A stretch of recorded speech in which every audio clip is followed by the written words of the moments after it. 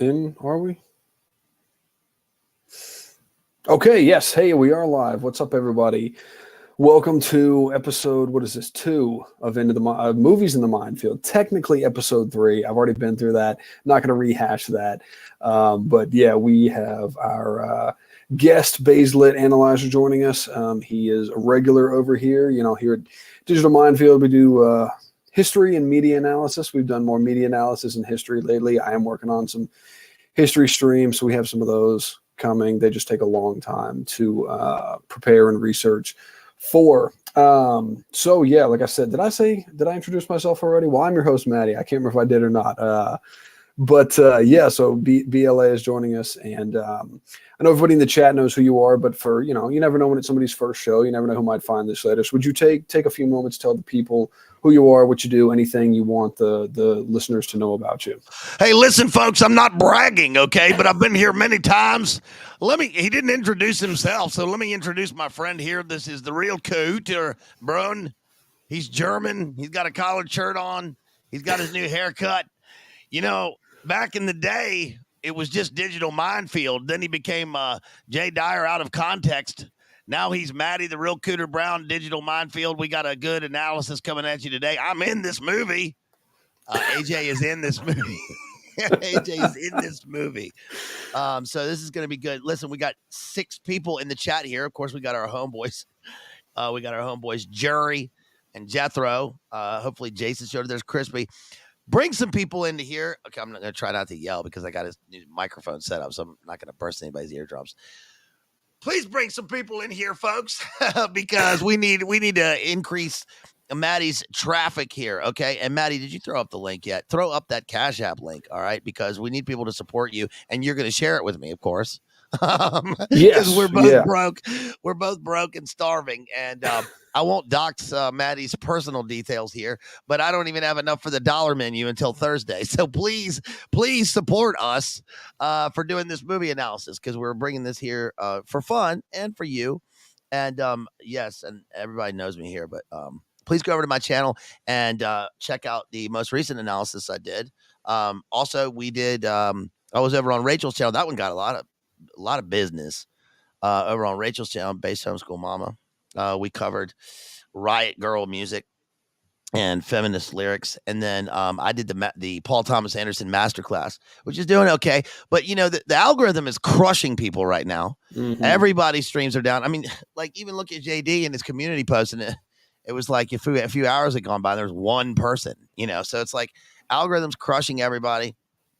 Please go to mine and watch my videos, and please increase this and share it everywhere so that we can get out there. Okay. Back to you, absolutely. Sir. Yeah, I mean, you know, we work hard over here on this little corner of the internet. So, you know, anybody, if you can, you know, I know times are hard out there for everybody, but yes, thank you, Jason, for throwing the link out there. So if you are able to support us, we do appreciate it. Let me just say real quick, I hope that maybe I'll get a sponsorship out of this. This is Aloha Energy, Hawaiian shaved ice flavor. Have you ever had this before? No. It's not a bad drink. It's a little energy drink. I got it because, you know, the state of Hawaii was on my mind. You know, with all the things happening, I thought I should support. It probably has nothing to do with Hawaii. Probably not. But I was thinking about the DEWs, you know, creating that crater there, you know, and Boys to Skull technology, wiping out everybody. There's 400 people missing, and then they got the cars that seem to be burned out. You know, metal doesn't do that unless it's a DEW. So we got a lot of things going on out there. Yes, and of course, like Oprah, whoever's house was left untouched. Apparently, it's amazing how the fire didn't make it that far. It is very weird. I still don't know what to think of it. I don't know what to think. I mean, and I'm wearing these headphones.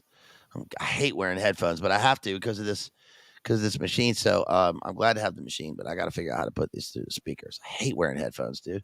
Have you seen my baseball?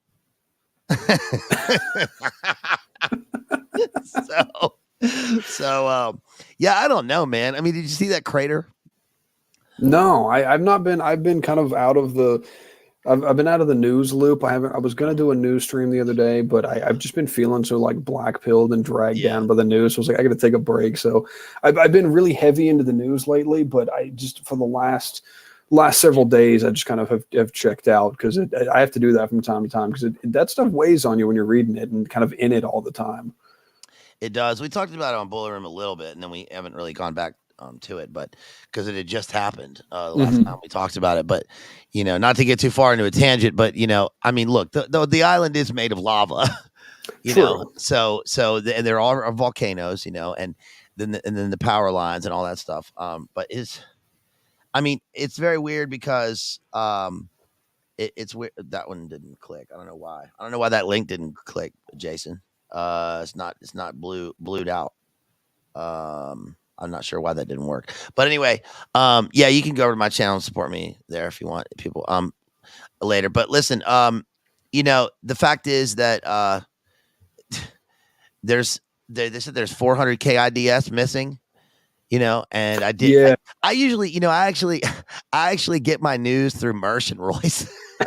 I watch their take on it, and I don't watch any other news. So I'm like you. I'm not interested in it. It's the same shit. So anyway.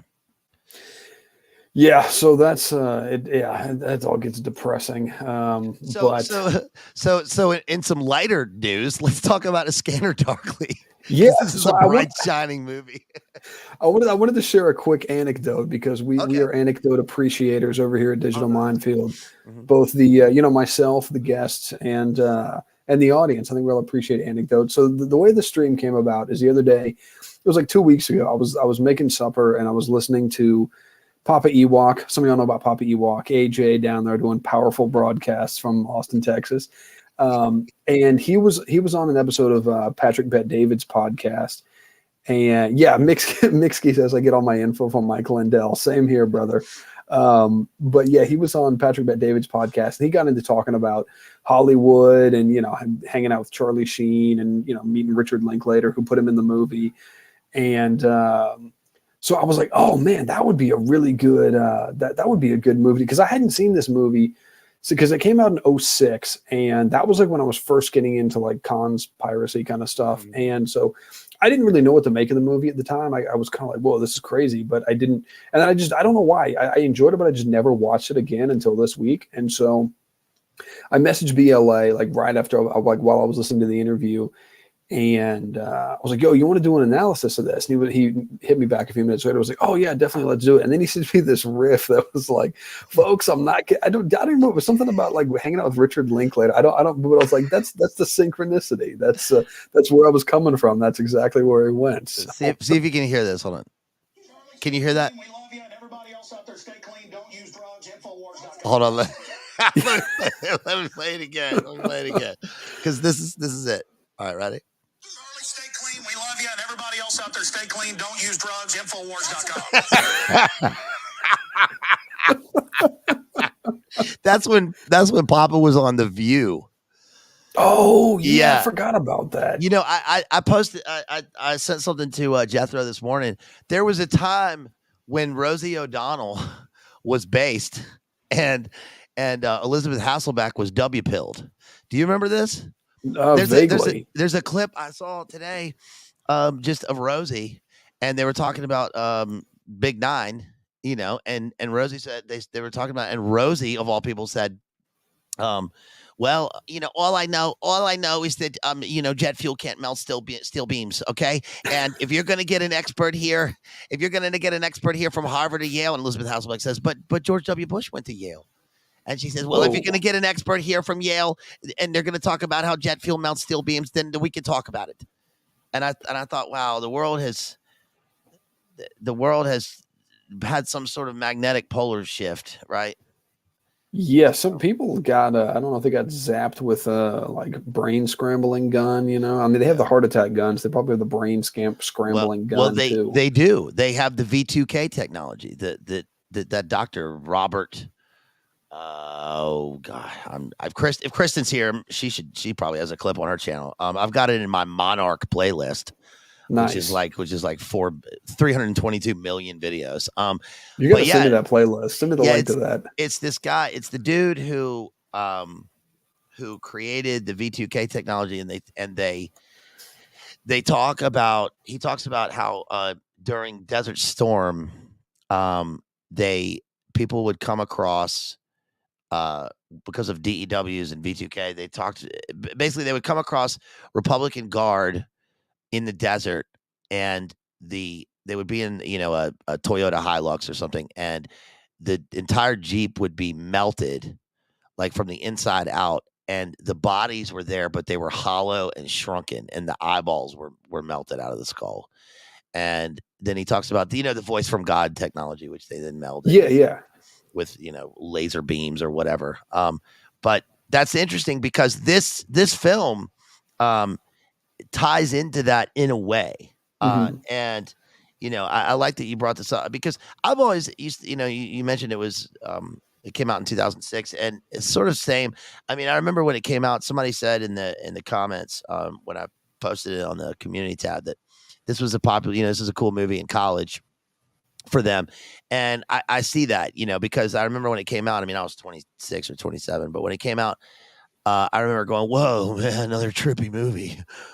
Cool. It's got rotoscoping. But then I tried to watch 5 minutes of it, and I never could watch this movie. Even now I have a hard time focusing on the movie. I think that's part of the concept of the movie, that it's because, I mean, we're going to get into it, but the scrambler suit, and the nature of substance D in the film, scramble one's attention, so that sort of form and content meld together, producing meaning there, I suppose.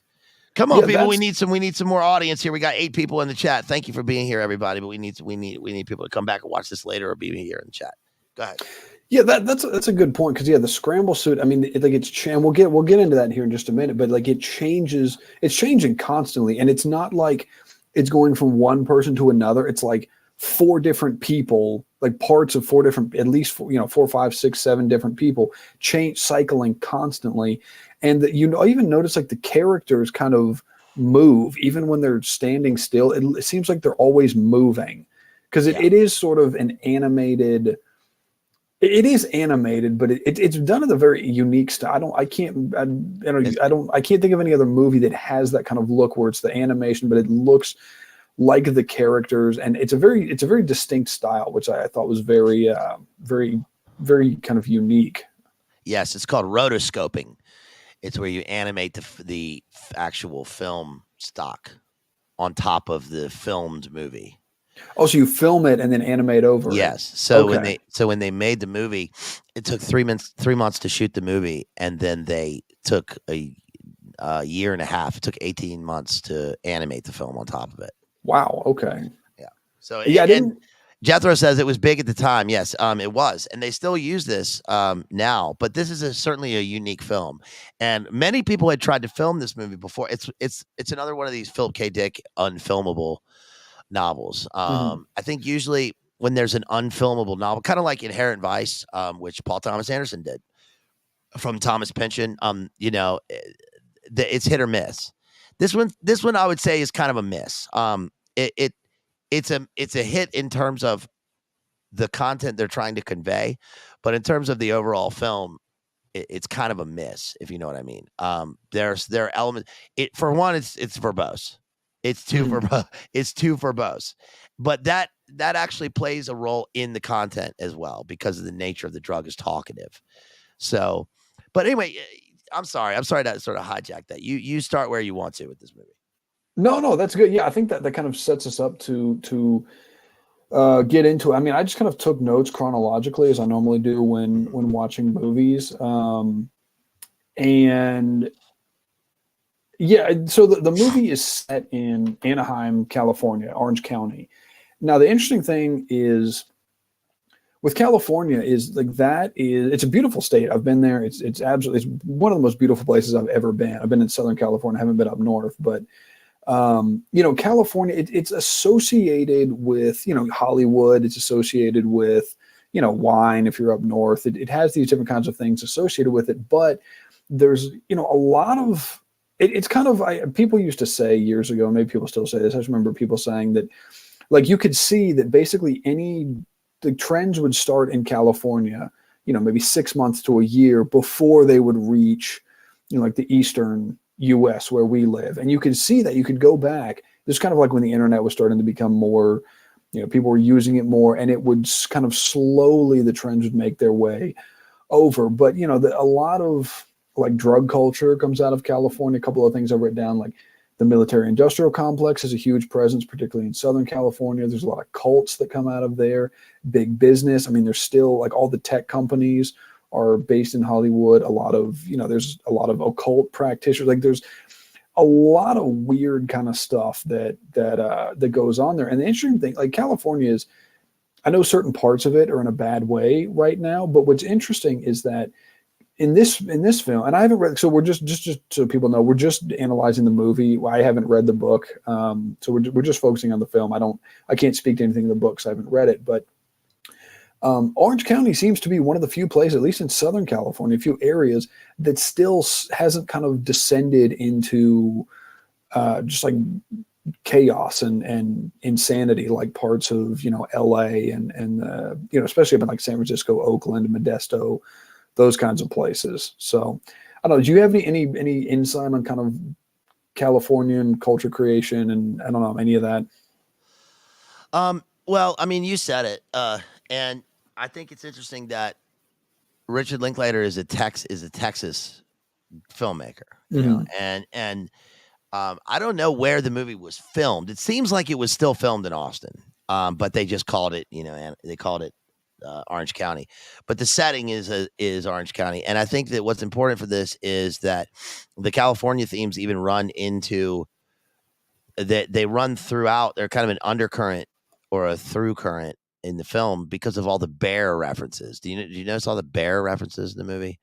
There's a California flag in the back of their house.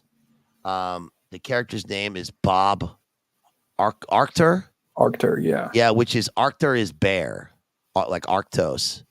Is the name of the brown bear. And then also the other guys. What's Robert Downey Jr.'s character's name? His name is something Bear. It's James. Was it Barris? Yeah, Barris. Yeah, his name's Barris.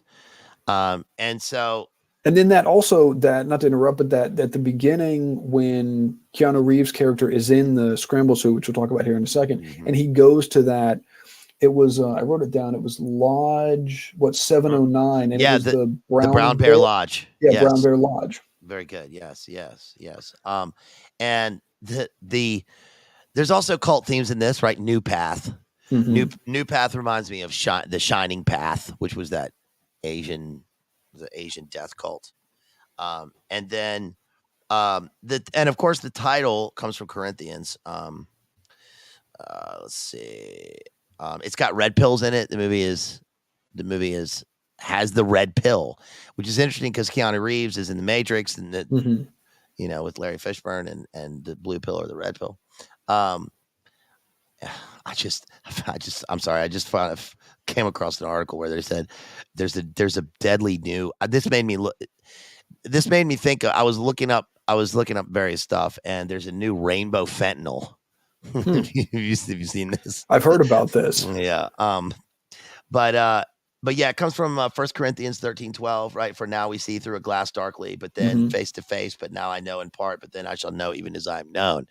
So it's of course a scanner darkly because the people are scanning, and also because of the scrambler suit scans material, and these guys sit in front of screens.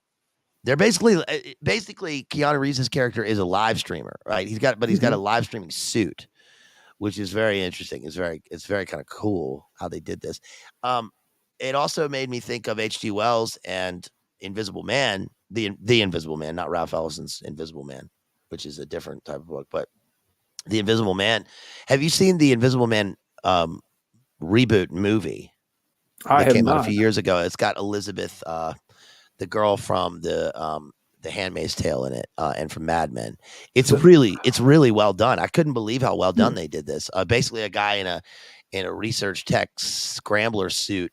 And you know what else this makes me think of? The scrambler suit. The scrambler suit makes me think of folks. No, that's AJ. Well, the CIA's gateway, the CIA's gateway process, and the pink matter. Pink matter is what they used in the Phoenix program when they were trying to make invisible people. And I saw this when I was in my home state of Minnesota.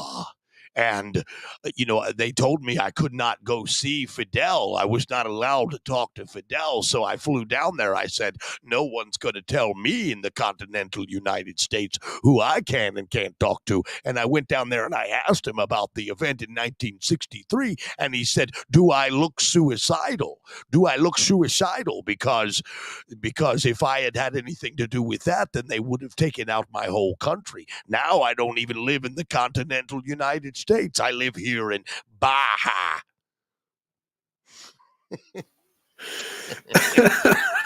But the CIA did have a thing called Pink Matter. Have you heard of this? I've heard. I don't know anything about it, but I have heard. I've heard of it, but I'm not read up on it.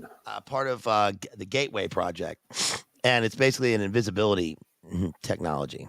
It's a refractive visible technology, so you're not able to focus on the thing. It's camouflage in real time using, I don't know, some sort of quantum mirrored technology. I've got a clip about Gateway too that I'll try and find, which is funny.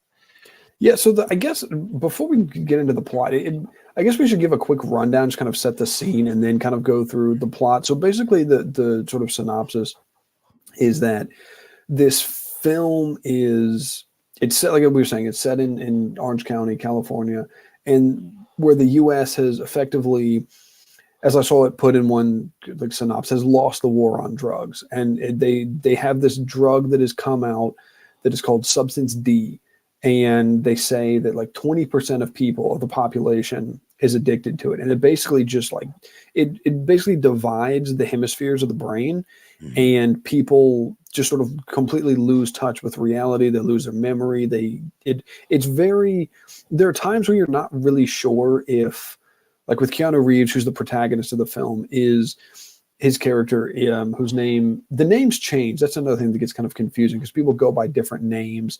But he's generally referred to as Bob Arctor, and you can't really, he's sort of unreliable in the sense that you don't really know if some of these things, if it's a hallucination, if it's a flashback, if it's something he just created, if it's kind of, people who, because he's a cop and he's working undercover, but it becomes like, sometimes when people are undercover for a long time, they sort of lose touch with who they are because they're pretending to be somebody they're not. And so, yeah, and he wears what is called the scramble suit, like we were talking about a minute ago. And it's hard to explain. It's one of those things you kind of have to see it, but it's like they'll take different parts of people, which they mentioned it some here. So yeah, it's made up of fractions of, I was kind of taking notes based on what they were saying. It's made up of fractions of real people, men, women, and children. And it's like constantly changing. So this part of the face might be one person. This side may be somebody else. The chest is going to be a different person. The legs are going to look like two different people. So it's constantly cycling through you. So you can never get a good sense of who or what you're looking at. And so this made me think of, because they live in a total surveillance state, right? And this made me think, before we know that, I was saying, like, this is like data, biometrics, DNA collection, surveillance, because you think about how much data they would have to, I think they actually said it was like over 1 million different like scans or whatever of people. And so to put this together, you have to have just like endless data on people. And so he lives in this, it's like a dump, like his house is basically like a crack house, and he lives there with his two friends played by Woody Harrelson and Robert Downey Jr. And it's sort of his, and so the other thing is the cops that he works with, whenever they're in the station, they're all wearing the scramble suit, so nobody is supposed to know who the other person is. And so he'll watch, he has his house like with cameras set up everywhere. And so he sits there and watches his house. So he'll sit there and watch replays of the surveillance tapes, and his boss tells him, like, his boss lets him know that, okay, well, we figured out you're somebody who's in that house. And so just go in and, if you have to go work on the cameras, just edit yourself out of the surveillance footage. Yeah. So the film is made in 2006 and it's supposed to be the near future. So it's now. Yeah. Right. Because the scanning technology is now. Right. They already had this. David brings up that this is a DARPA. I got a good book here that talks about it. It's Imagineers of War on DARPA, and they talk. This is their sort of bread and butter. This is like the exact thing that they would want to do. And CIA Pink Matter. Kristen also brought up that this is the cloaking technology in Predator. I mean, my analysis of I've got an analysis of Predator actually here. It's about a paragraph, and let me see if I can find it. God, I got so much to look up. Here it is. Predator. Well-developed characters and interwoven mission theme makes the predator to prey role reversal seamless. A cliched jingoistic Reaganite prop film levels up to survival techno war horror film about a physical demon with body mods and its own profane mission. It collects trophies mirroring the MO of the Matamoros cartel cult and even annihilates itself in a fitting Deus Ex Machina. It's interesting that the hero's name is Dutch, Reagan's own nickname, thus closing the hero's journey with a patriotic denouement worthy of Bernays, or perhaps more apt, Riefenstahl at the zenith of their careers. So it's the cloaking technology is all encompassing, and the way that they look in the film is millions of permutations. I know that Philip K. Dick even appears as a permutation in this. So we see Bob as Philip K. Dick. I mean, but it's ever changing and seamless. And so the reason for this is that the film begins with what you think is going to be about meth, because about PKD and his amphetamine addiction. But it begins with Rory Cochrane, who plays Slater. Far out, man. Slater in Dazed and Confused. And he's essentially wigging out on meth in his apartment, and he's got bugs. He's got bugs crawling all over him. And they did the scene really well because of the rotoscoping, you can actually see the guy having a psychotic breakdown with these bugs crawling all over him, which is something that's very common for, hardcore meth addiction. Mm-hmm. But we know, watching the film, I mean, I guess maybe you don't know, but watching the film, you assume that it's not real, right? I assumed it was a hallucination. Yeah, when it opened. That it's a hallucination. He's collecting them in these jars, and then he's going to have them analyzed. Robert Downey Jr.'s character is interesting because, for one thing, the film's is cool because 2006 was a sort of a abyssal zone between the careers of some of these actors. So, for instance, Robert Downey Jr. had gone from the Oscar nomination for Chaplin and a high career to the heroin, cocaine, gun addiction in the 70s. I mean, in the 90s, where he served time, and then he was still on this sort of a mid slope with his films, having not getting work. And then, of course, it was the next year that Iron Man came out, and that his career boomed, and he went into science fiction, essentially, right? The movie's supposed to look like a graphic novel, so he goes into comic book science fiction work. Woody Harrelson, who's always had a pretty steady career, but around 2006, it's not floundering, but it's just sort of, again, mid-level. And then, remember, he sort of hits it big with Hunger Games. By the way, I'll be covering Hunger Games coming up here soon, Hunger Games and the movie. The film version of that. And then also Winona Ryder was coming off of the bottom of her career, because in 2002 she was arrested for shoplifting in LA and possession of Percocet, they still had Percodan at the time, Percocet, Percodan, Demerol, and I think 14 other substances. But she also is sort of a comic booky actor, and then got her reboot with Black Swan, and then Stranger Things. Keanu Reeves was coming off of a high because he'd just been in The Matrix, and Linklater assumed that he wouldn't take the role, but he did take the role. I mean, it's an interesting role. And then again, the movie they tried to film this movie with Charlie Kaufman, tried to make it. Terry Gilliam wanted to make this movie, and then it ends up with Linklater. And one thing I'll say about Linklater, okay, this is what pissed me off about Linklater. First of all, Linklater is the Gen X movie guy, right? I mean, when you think of did he coin the term slacker? Because he made the movie Slacker in 1990, and I think that he's the one who coined the term.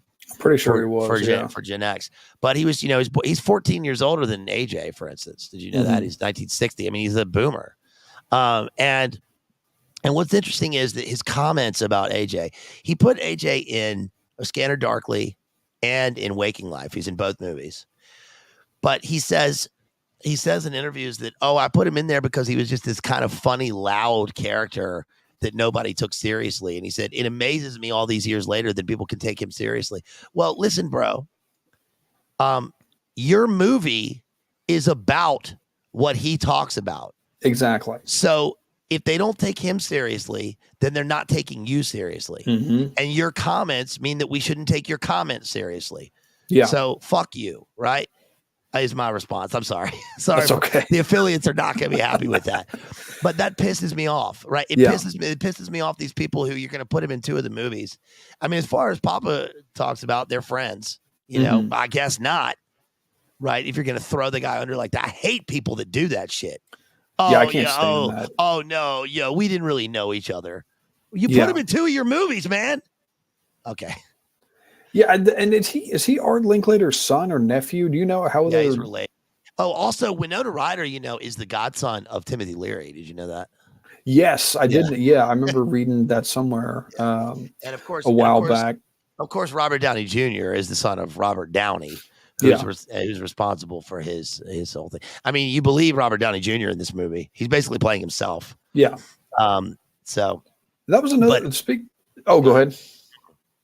I was going to say, speaking of somebody playing themselves, with Keanu Reeves, I don't think he was playing himself in this film, but one thing that stuck out to me is if you see photos of Keanu Reeves just out and about, that how he dresses in the film is how he dresses in normal. So he wasn't really costumed in that kind of sense. That I thought was I don't know exactly what to make of that, but I thought it was kind of a neat touch. And another thing with since you mentioned Robert Downey Jr. and like the comic book thing, it just made me think of it, is this movie came on the heels of a film that I really enjoy. A lot of people didn't like it. I thought it was great. Sin City, right? The Robert Rodriguez, Frank Miller, where it was, since I'm not a big comic person, but I liked the Sin City series. I liked both the films. And, Robert Rodriguez said in an interview that when he was creating that film, a lot of people, they look at a comic book and they're like, how can we turn this into a film? He took the mentality, how can we take this film and make it look like a comic book? And so if you see the film, it's a sharp black and white contrast. Occasionally there'll be some other color in there, like Clive Owen's shoes, for example. He wears a red Converse. But sometimes you can see, I think it's Ava Green in the second one, like her eyes, you can tell they're green. I think they're green. Are they blue? They might be blue. Sin City is great. Yeah, it's a great movie. And so the movies don't look exactly the same, but they are sort of in a similar category. Because it was kind of that mid 2000s era where I think people were maybe kind of being experimental a little bit in filmmaking, which I think, I wish people would do more of that these days. But yeah. John Connor brings up a good point from Norm Macdonald, who has something, prophetic to say about this, that Henny Youngman is an old man, but Gary Oldman is a young man. And Gary Mann is just some guy who works over at Comedy Central. but Mickey Rourke was fantastic in Sin City. I saw that when I lived in New York. It came out when I lived in New York. That movie deals with Adreno, by the way. We should do that one at some point. That'd be a fun one to do. Those two. But yeah, God, what were you just saying? You made a great point. Oh, yeah, Keanu does play himself. One movie where Keanu does not play himself, because I think Kristen brought this up, and does he never not play himself? I mean, Neo, Neo, his role as Neo is pretty good because he's so skinny in the movie, and he's playing this tech guy, and it's a lot unlike him. Of course, there's a lot of whoa, but one movie where he doesn't play himself, it's Keanu Reeves' best role, is the movie Thumbsucker, if you've ever seen that. It's an indie movie about a kid who they put him on Ritalin or Adderall, and it's sort of it like changes his whole world. He's a debater. He plays a debater in high school, and then the kid who plays him ended up in the Green Day. Remember when Green Day had a Broadway show, American Idiot? Yeah, Uh, yeah, vaguely. It was like really successful. I couldn't believe how successful it was. It was during the Bush era, but he grew up and he was in that. And the girl is in it too. But Keanu Reeves plays I think he plays an orthodontist in the movie. And there's a great scene where he says he's got the kid in the orthodontics chair, and he says, "Listen, if you really want to make it in this world, you have to find your spirit animal. Do you know what your spirit animal is?" And the kid's like, "Can it be a wolf?" And he goes, "No, it can't be a wolf." And he goes, "What's your spirit animal?" And he goes, "I've often thought about my spirit animal." And then the camera looks up and there's like pictures of vaporwave wolves like all over his orthodontics office. It's a pretty good movie. But yeah, so Keanu Reeves, he's dressed exactly like himself. He always wears a shabby blazer and kind of baggy pants and those boots. Keanu Reeves famously has those boots that he wears the same boots for 27 years, and they're duct taped and all that stuff. I like Keanu Reeves. I mean, who doesn't like Kinko Reeves, dude? Oh yeah, right? He's a very a cool guy.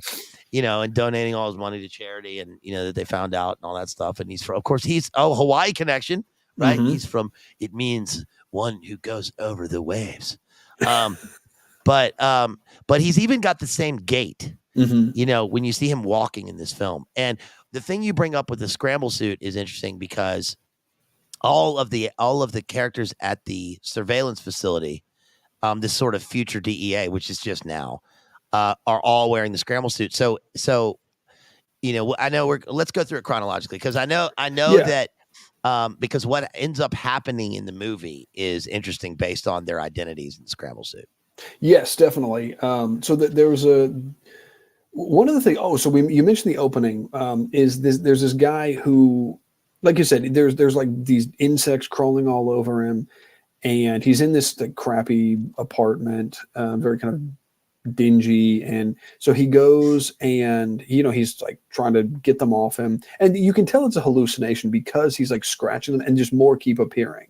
Right. So you can tell it's pretty obvious from the beginning. So then he gets in the shower, gets them all off, and then he thinks he gets them off, and then he goes out and checks his dog. And his dog, then they start coming out of his dog, like out of his dog's skin. And so then he gets in the shower and is, kind of scrubbing his dog, and his dog just kind of sitting there like, oh, okay, bath time, I guess. And so one of the things though is if you I don't know if you notice this, but his walls and his windows are all lined with tinfoil. There's tinfoil all over it, which is common among people who are paranoid, people with certain conditions and drug use and things like that. They'll line the walls with and even people who, I'm not saying like everybody who does it, there's reasons people do it. That's another It's another conversation. That's a great point. Yeah, there's two. Can I just a tangent? There's two go reasons ahead. people do this. One is the TIs, right? The targeted individuals that's where the tinfoil hat comes from, right? Because of V2K technology, and there is something to that. Usually the TIs online are schizophrenic or whatever, but that it can also induce schizophrenia because you're literally hearing voices, right? And they do that. There are TIs, of course, but and so your house is used as a giant receptor, right? The walls of the house, you can make voices come from the walls of the house. But the other is, I remember reading about that Elvis did this, and also Prince and Axl Rose. Axl Rose famously does this, that wherever he stays in a hotel. Actually, I stayed at the Ritz in New Orleans when I was down there for a family event, and I was talking to the concierge. And we were just talking. She was fine. She was a fine lady that worked at the Ritz. And she said that, Guns N' Roses had just been there as part of their tour because I wouldn't go see them now, but whatever. They were on their tour, and that Axl and Slash stayed on opposite ends of the hotel, and that Axl rented out the penthouse, and that they made the hotel workers do is cover every inch of the walls in tinfoil. They had to cover all the windows, and that's because they have to be blacked out. Everything has to be blacked out with tinfoil. Will do that. And so, of course, meth, substance D, people will do that so as not to see the sun, right? To stay in darkness. And one more thing, I've got a clip here of this gateway process. About gateway process. If you want to hear, this is about think it's about a minute long. This is a clip of a guy getting red pilled in real time. Okay, this is a news reporter, and they were following a guy in a LA police chase, and he's talking to the guy back at the base, at the news headquarters, and so I'll just play the clip. You guys ready? This is good. Because I did overhear the conversation just a bit earlier about what exactly the man was screaming about. I actually looked into these schizo posters, and I mean, I have to say, I am really not sure what I'm looking at here at all. Hey, Chris, I think visually they are very beautiful images, but there also seems to be quite a bit of concerning text laid over the artwork. Bruce, have you ever heard of the gateway process and the CIA's research into consciousness energy grids? Are you aware that this stuff is all real? I mean, the CIA actually conducted tests to determine... Hey, Chris, let's try to keep this coverage on topic for our viewers for now. I'm sure that's all something we can get into later, but for now, I would just really appreciate it if we could focus on what's actually happening on the ground. That's me at work. I mean, that is so good, right? That's real. I remember seeing that, like a year or two ago, when that clip came out, and because the guy was in the helicopter, right? And he was talking on maybe you sent me that. That might have been where I first saw that. I sent it, yeah. Yes, he's talking about what they had discovered about the guy in the chase. Yeah. So he goes into it and he says these schizo posters. Do you know what these schizo posters are? Have you ever heard of the CIA's gateway process and consciousness energy grid? It's so good, but that's what the movie's about. Yeah, right. I mean, that's what the movie's about. It's not about that on the surface, except for some things that Robert Downey Jr. says, but it is about an all-encompassing surveillance grid and about the consciousness energy grid and the way to sort of diffuse visualization based on a mass-produced drug.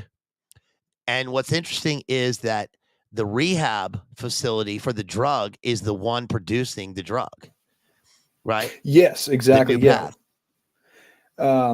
And one quick note that something I noticed is that is the appearance of the American flag.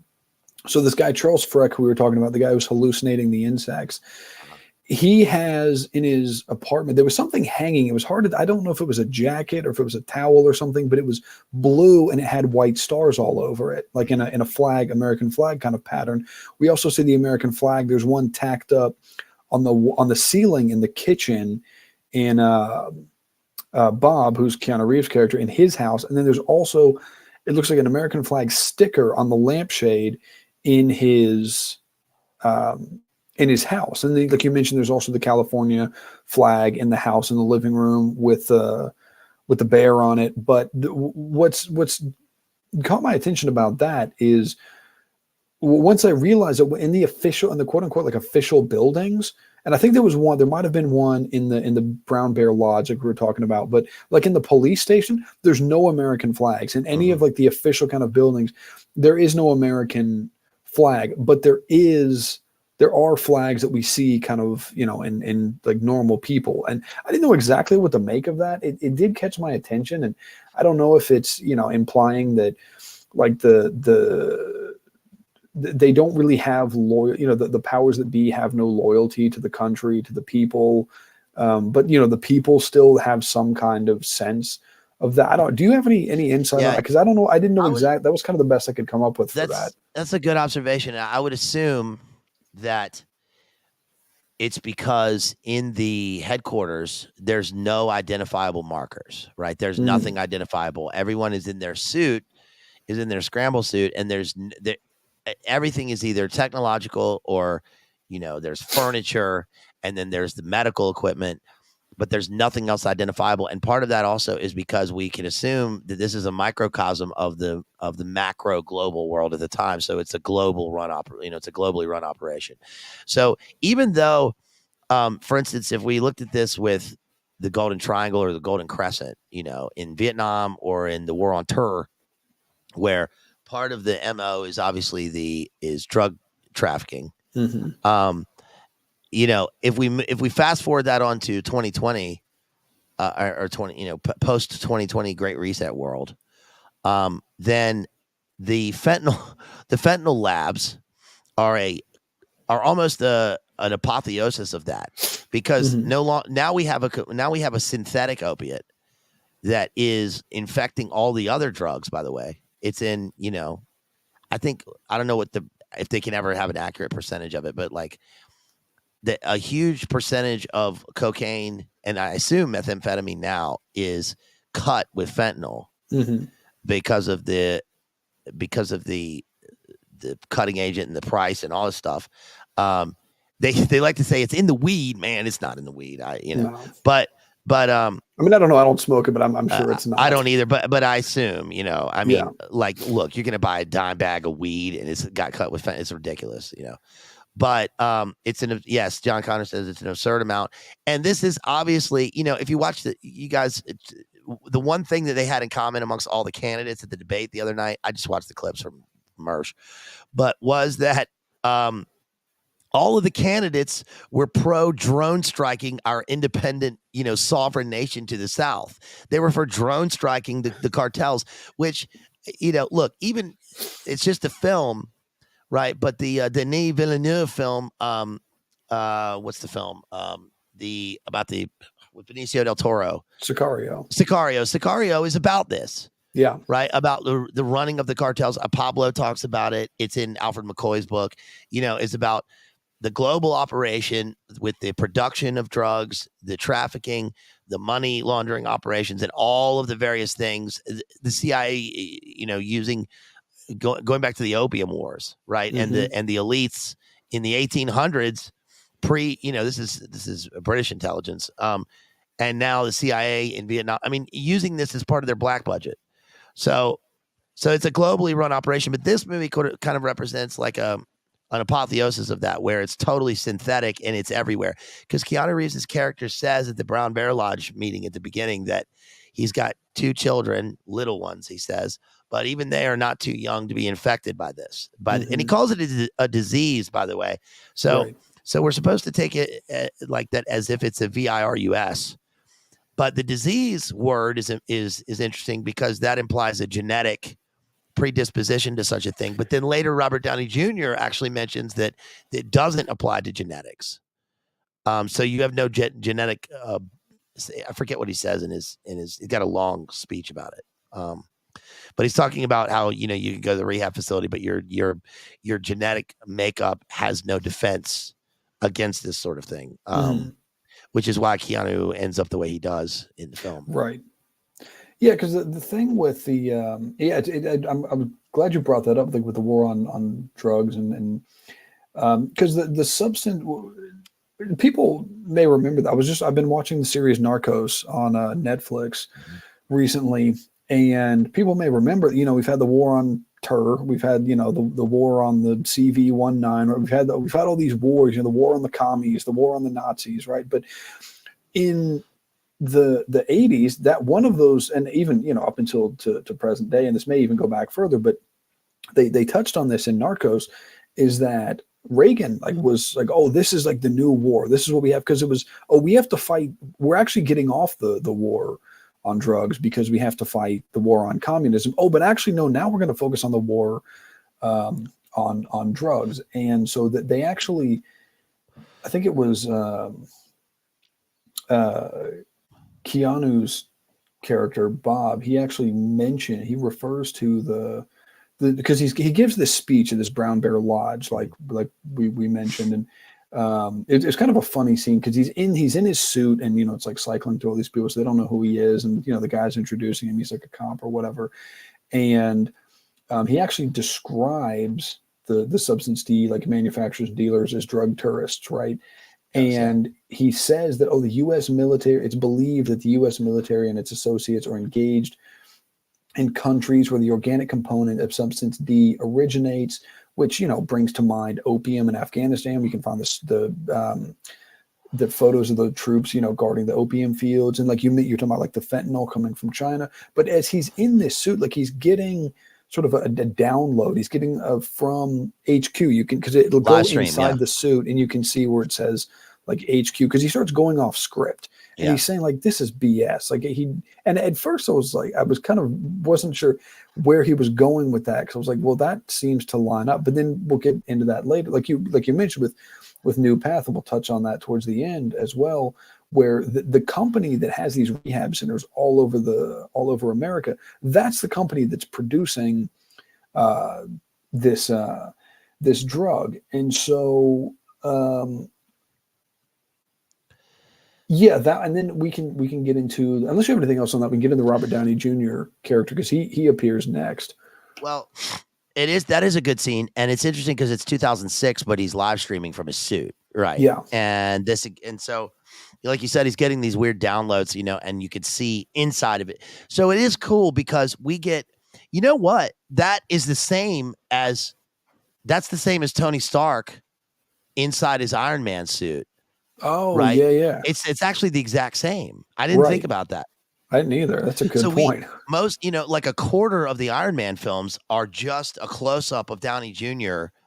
And we can see that he's obviously inside his suit talking to Vision or whatever he is, whatever he's called before that, his AI, right? Mm-hmm. And so we get Keanu Reeves, and we get a close up of him, and we can see that he's inside his suit. And I think when the movie came out, it was probably hard to make out what was happening in that way. So it's pretty Jarvis. Yeah. It's pretty futuristic and I guess pretty predictive looking at it that way. I mean, this is PKD, but this is Linklater's vision of this, obviously. Right. So it is pretty interesting that he's doing that. So in other words, yeah. So like you said, Keanu is talking to this Brown Bear Lodge. These people it's not just supposed to be a Rotary Club. I mean, it's like he's at a Masonic meeting, but it's not a ritual. And he's talking to the elites that are funding the department, and they're also in charge of industry in the area. And they mentioned that they're sponsored by New Path. Right. So they're sponsored by New Path, which is a kind of global ubiquitous rehab, where they also have research farms. And we'll see at the end of the movie that they have the actual flower. So the flower, the whatever rhododendron or whatever, it's the blue flower, which also reminds me of the blue flower in Batman Begins, because they have to go up and they find this blue flower, and then they have to, they're going to put it in the water supply, of course. But of course, I think the year before, that was 2005, wasn't it? 2005, yeah. Yeah. I remember it was 2005 because I saw it in Malaysia when I was living there, and they edited out. There's a kissing scene in the film. I think he kisses what's her name, and they edit that out because they can't show that on screen in Malaysia. Yes. Isn't that cool? That's crazy. One last funny thing that was kind of on this Brown Bear Lodge meeting is actually two things I just noticed. So the Brown Bear Lodge, it was Lodge 709, and wasn't that also the street number for Bob's house? Wasn't it 709? Oh, you I don't know. You might be right. I looked at the number. I looked at the number and froze it because I wanted to see is this going to be something obvious? Is this going to be Lodge 322? but it wasn't. So that's a good point, though. Yeah. But one funny thing is he gives this kind of like gloom and doom sort of speech about like, oh, I have these two young, like you said, I have these two young children, and even they're not too young to get addicted to this, and all the problems with this. And then he wraps up the speech, and the guy who introduced him is like, okay, let's have lunch. And it's just just moves around. I thought that was so funny. Yeah. So like you said, he goes off script, and the guy says, and he has a script. I mean, it's scripted. I mean, he literally says that. Go read this, and then he doesn't end up reading the script. He kind of walks away and says, "This is bullshit," like you said. But for one, they're finding the flower, so it's supposed to be like a reminiscent of a poppy flower or the coca plant, and also sending our brave men and women are out there on the foreign shores fighting to make sure that these drug terrorists don't come into the country. That's exactly what you see in the debates right now, and exactly what we've seen. Nixon started the drug war started with Nixon, but what we've seen in Vietnam, right, in the 70s, it just became the thing in the 70s with Vietnam, right? With all of it's even infecting the troops. A quarter of them are addicted to heroin. Well, yeah, I mean, you put them in Vietnam, right? And there's like a load of opium, and there's nothing to do. So yeah, I mean, and then in the 80s with the coca and the FARC, the FARC rebels are trying to eradicate the coca plants, and it's like, no, they're trying to hijack the facilities so they can use them to fund the operations. They go, we've talked about this a million times, but we go to Afghanistan. Oh, Geraldo's there with the Marines. These brave men and women, there are no women. These brave men and women are guarding the largest global poppy crop the largest in the world. Why are you guys? I thought they were trying to get rid of these. Oh well, this is our mission, sir, and we're here to guard this to make sure that the local farmers don't have to supplant this with soybean crop. And these are our orders, and it's like, okay. All right. And then all of a sudden, as a result of that, we have the heroin. We have the opium crisis, epidemic, which preceded the epidemic of the pandemic, right? I guess that didn't work for them, so they had the pandemic. Well, because that's something I think I touched on. That I did a stream on the opioid crisis a while back on a big research investigative kind of thing, not investigative, like a research kind of thing. Paper I'd written, and that was one of the things is that because pills got to be so hard to get because you couldn't get them anymore because it's like 20 years after people had been dying in mass numbers from these. It's like, oh, whoa, maybe we shouldn't prescribe these when somebody goes in and when somebody sprains their ankle, okay, here's Vicodin. And it's like 20 years later, oh, maybe that was a bad idea. Okay, well, now you got all these people who can't get it or they're too expensive. Well, it's cheaper than Oxycontin? Heroin, right? So you can go out that. It's a lot cheaper.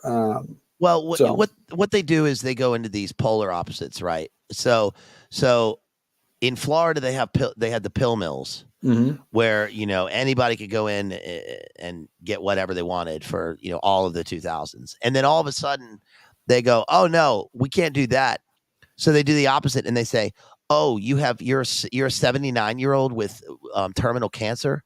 We can't give you morphine. Do you know that it's addictive? And you're like, my fucking grandmother is dying, dude. Yeah. And they're like, oh well. It's you can't do that, and now Ron DeSanctimonious people. Ron DeSanctimonious wants to give mandatory minimum sentences for fentanyl and to make it a murder charge, ladies and gentlemen. This man's a communist. So there's no. It's always what benefits them, right? It's never they introduce this shit and then they take it away to make everybody an addict, right? Mm-hmm. And they never, I mean, look, people may hate this, but I like what they did in Norway, with what they did in Oslo in the 90s, which is, they had 90% of the city was addicted to heroin and there was mass theft and all this stuff. And so what they did was they introduced rehab facilities and then they cleaned it up. And then people are still on drugs, but they go to the facility to buy their drugs and they go there to get clean. And then all of a sudden the rehab facilities start emptying out and then there's no more crime. Now, of course, that's that works in Norway. It's not going to work everywhere, but for as much as the government says that they care about people in some sort of holistic way, it's like that's one perfect example of its total bullshit. Yeah, right? They don't get it. You're sheeple, people. You're sheeple. No, it's a very good point. So he's in the scramble suit and he's doing his thing and he's talking and then he says it's bullshit and then he walks out. And then is that when we see him go and change out of the suit, or does he have the medical? He has the first medical procedure first, talking to the two doctors. So I think it cuts then to Freck, who's going to meet up with was it Barris, who's Robert Downey Jr.'s character. Yeah.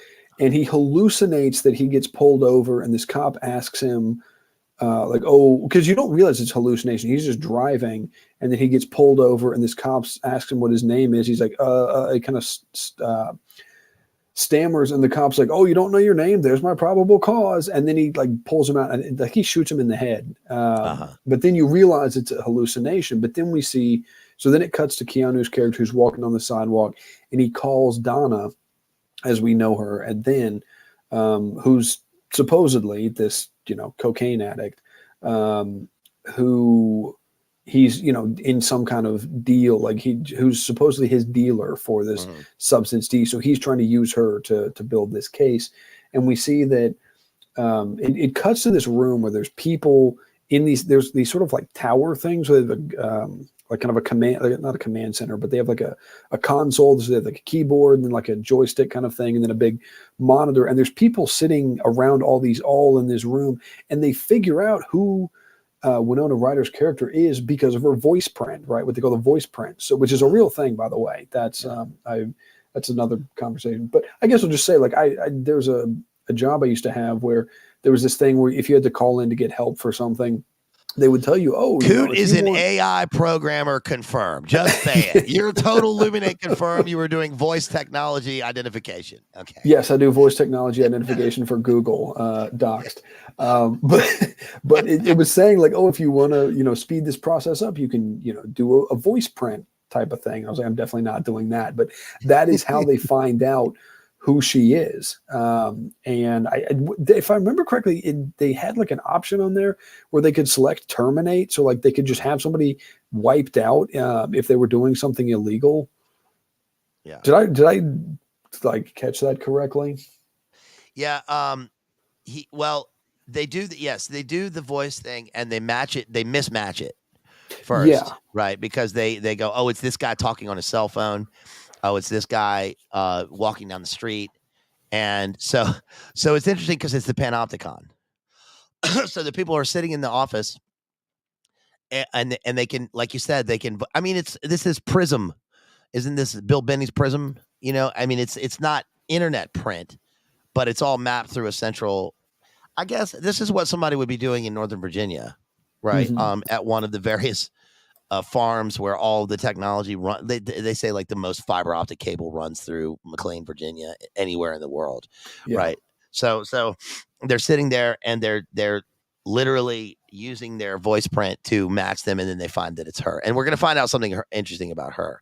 And then we see Keanu, and Keanu Reeves is Keanu. He's no longer in the scramble suit. So when we see him in the film and he's in his scramble suit, we see various permutations of people. And that is supposed to be because we can't identify him because he's undercover. Mm-hmm. And also because the users of the drug aren't able to focus. They're not able to focus on the details, and the right hemisphere and the left hemisphere start to send signals, cross signals, and eventually they get completely divided, which is interesting because that brings up Monarch, right? That's sort of the point of Monarch, because the Monarch, and it's called, for everybody here knows this, but anybody later, it's called MK Ultra Monarch because the monarch butterfly has the two wings of the butterfly, which represent the two hemispheres of the brain divided by the pineal gland in the center, right? And they're all that stuff. So when we see Keanu, he looks like Keanu walking on the street. Yeah. So that's when you can tell it's him. And he has this sort of shabby, disheveled look because he's supposed to be undercover as an addict, but we later find out that he is, that he actually is addicted to substance D. And there's just one thing I wanted to touch on because I just watched Training Day last weekend, which is a great film.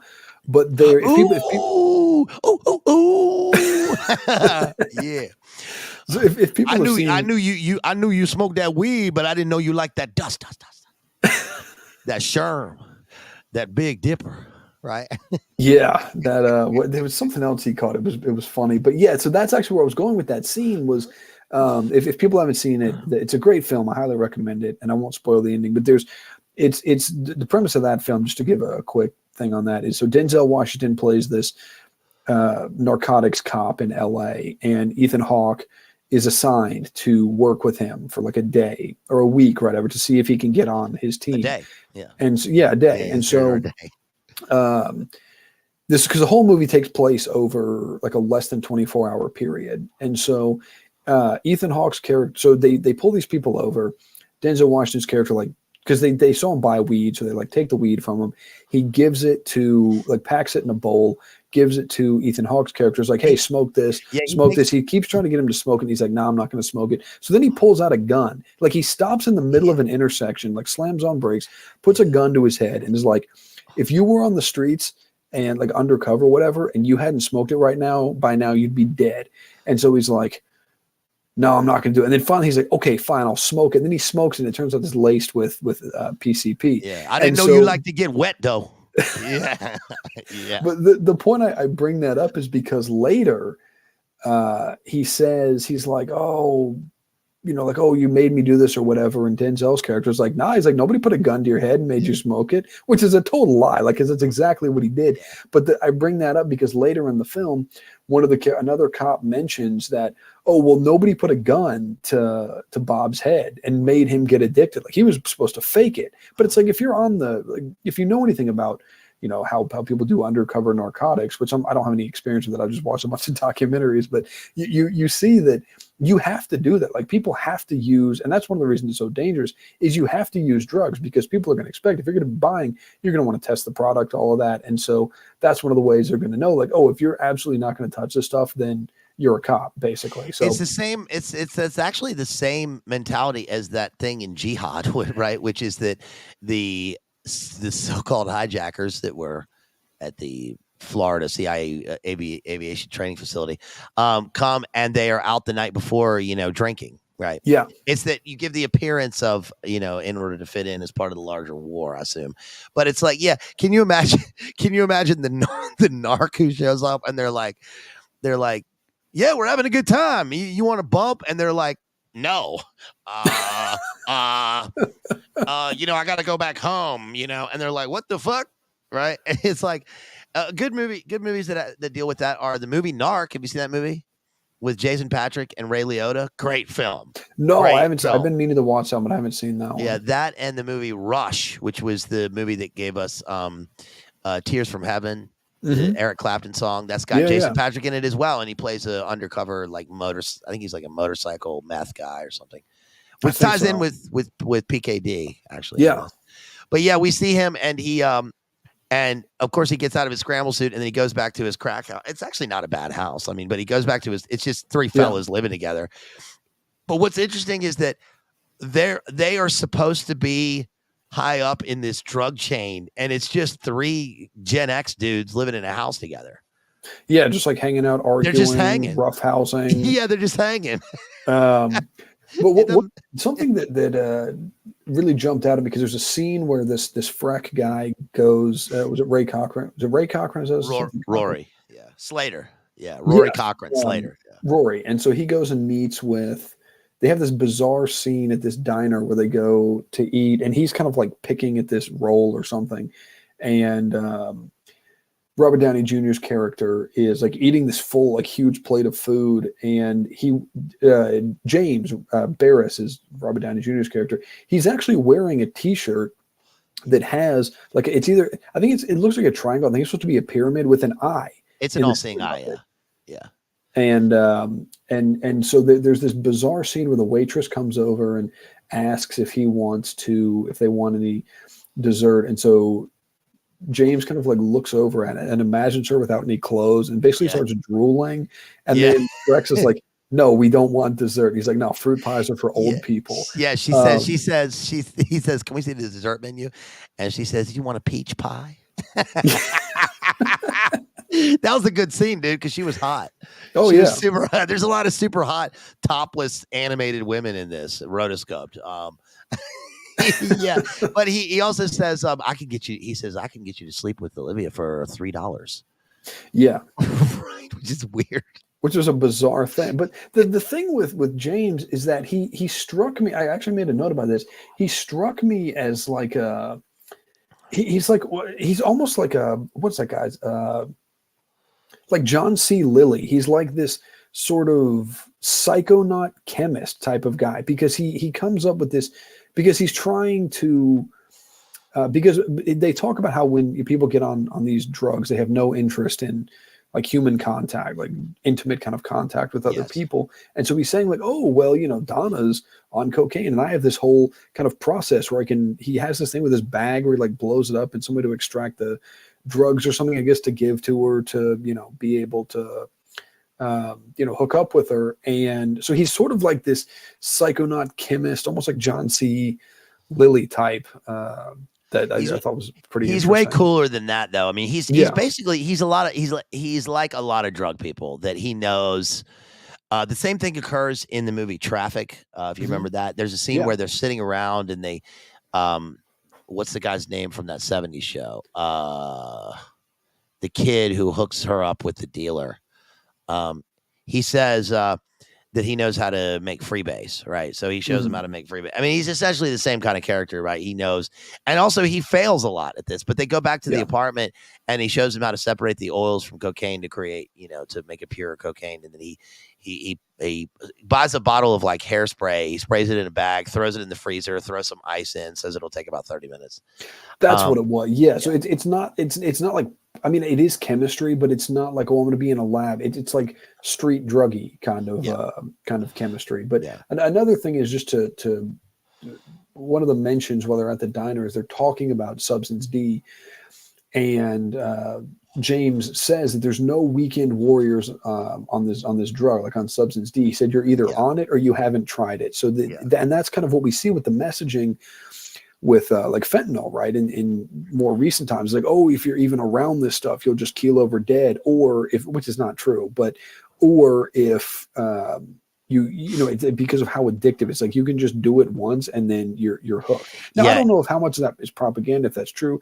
I don't never use the stuff. I don't know people who use it, but the messaging at least is that what we see it's similar to what we see now with the synthetic opiates. Yeah, it's a total bullshit message. It's these college kids went down for spring break to Florida and they were buying some marijuana and they ended up ODing on fentanyl. And it's like, I hate to break it to you, right? And it is sad, but your kids went down there to buy this. Okay, they didn't go down there to buy it, but they bought it while they were there. Yeah. Okay. I mean, they were in college, so they were immune from this. No, it's like he says about the Weekend Warrior thing. You know, great MGMT song. That album came out the year after this, I think, 2007. Anyway, I believe it did. Yeah. So, it's the difference between, it's the difference between people who I suppose smoke weed or like, take psychedelics or something on the weekend, right? Versus people who are into opiates or into opiates in general. It's an entire lifestyle. It's the thing that takes over their entire life. So even like he says, even just being around it, they do make a good deal of, they bring in this issue that this thing is all encompassing. This is unlike any other drug. It's totally futuristic. It's totally synthetic, and it will take over their entire life. It will infect their entire brain. Right. Are we back? Okay. Oh, there you are. I think we're back. Yeah, you froze. I don't know if I froze. Am I back? Can y'all let me know in the chat? I think we just you froze. We just froze for a minute. You froze, but I thought it was substance D. So. Yes, it was. I had to interrupt the stream for a second so I could pop a few red capsules. Yeah. There. Well, so do the red pills though are different from substance D? I thought that was substance. Okay, I guess I missed it. I thought that was substance D. The red pills, I think. Correct me if I'm wrong in the chat, but the red pills are supposed to take you out of substance D. They're supposed to take you out of the virtual world of. So they're supposed to make you normal again. But they also, because I mean, it's like she calls them later on. She calls them some death. We're going to pop some death, right? That's basically where they're tripping. But the red pill takes you out of it. But the danger of taking you out of it is that you can die from the intense, what do you call it? Withdrawals. Yeah, the intense withdrawals. Okay, so I misunderstood that. I thought that was the. No, so that makes more sense. Like when they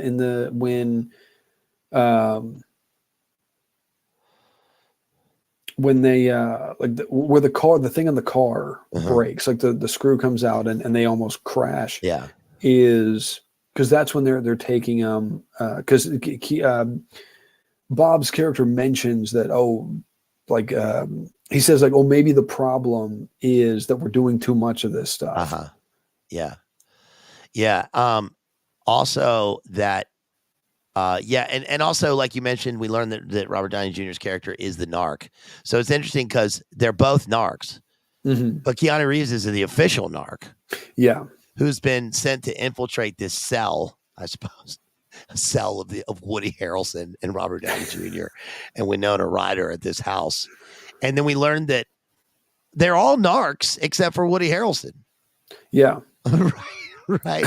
But Robert Downey Jr. is a narc, and Keanu Reeves is a scramble suit narc. So that's interesting. But what that's supposed to show you, I suppose, is that no one can trust anyone on the drug. It's supposed to deal with the paranoia of the drug itself, but also in the future world, everyone's on drugs or everyone is snitching on each other. And the snitching thing is like 2020, right? The rise of the snitch and their importance in society, right? Well, I saw my neighbor's kids outside. They're playing on a big wheel. Call 911. I mean 911. We got these people thrown in prison for this. Yes, no, literally. Yeah, but that's something actually that I think I made a note about this about junkies constantly turning each other in, and I can't remember which character it was. It might have been James, but one of the characters actually mentions that these people are constantly turning on each other, and so it's like you said, it's that sort of like culture of snitching. And then James, I just made a note of this because I thought it was funny, is that James actually mentions something about albino shape-shifting lizards. He does, yeah. Which yes, I found very, very interesting. Yes. I was pretty intrigued by that. And see, that's something, and you could say like Richard Linklater, like just chalk it up to him, having a laugh about this kind of thing, or crazy drug talk or whatever. But when you see the overlap of what people, in certain communities talk about, and then him putting that line in there, it feels deliberate. So I don't know if he's kind of just making a joke at their expense, or I don't know, but that definitely jumped out. That line. Well, the movie isn't a satire. Exactly. It's not a satire, and it's not even. And if it's a satire, then there's truth. Satire deals with truth, right? So it's not a satire; it's a science fiction work. But your movie expresses a paradigm. It just does. So you make this entire movie, which is obviously supposed to be some sort of a critique on society in the future. And I guess this is you know what? I guess this is made at a time when the more liberal-minded people who are anti-war, for example, become the other thing now. So they just flip. So they think that they're anti-authoritarian, but then become the most authoritarian people. Right. I don't know what happens to people what is it? Is it what happens in the movie? Is it that their brain, the hemispheres get crossed? They switch signals? Or is it, obviously is that they have no grounding. They have no belief system, but, or that their belief system is in whatever daddy government tells them. Well, I don't know what happens to people that do this. How can they justify this with themselves? That you make an entire work like this and then your whole system switches. I don't get it. Yeah, that I've thought about that so much over the last few years, and I still cannot make sense. I don't understand how it happens. And it's a very good question. It's not just it's not just the liberal minded people. It's also the conservative minded people. Oh yeah, absolutely. Because these are the same people that, against the thing in the far, Eastern Europe, right? But then they want to. We want to stop funding that. Instead, we want to drone strike the people to the south. Yeah, it's people just kind of. Just like whatever. I don't know if it's just whatever sounds good at the moment. I mean, because the thing is, there's no critical thinking. There's no consistency, and this reminds me. I don't know why I just thought of this, but there's a Terrence McKenna quote that I just thought of where he says it's something like, if your beliefs don't, I'm sort of paraphrasing it, but it's basically like if your beliefs don't contradict on some level, then your worldview isn't nearly complicated enough. And it's like these people took that and just ran with it. In that it's like, well, we're not going to have any consistency whatsoever. But Jason actually makes a good point in the chat where he says drugs destroy the prefrontal cortex, which affects decision making and delay of gratification and memory formation and recall. And so one of the things that you notice, and I haven't looked at the numbers on this lately, so I'm not sure what they are, but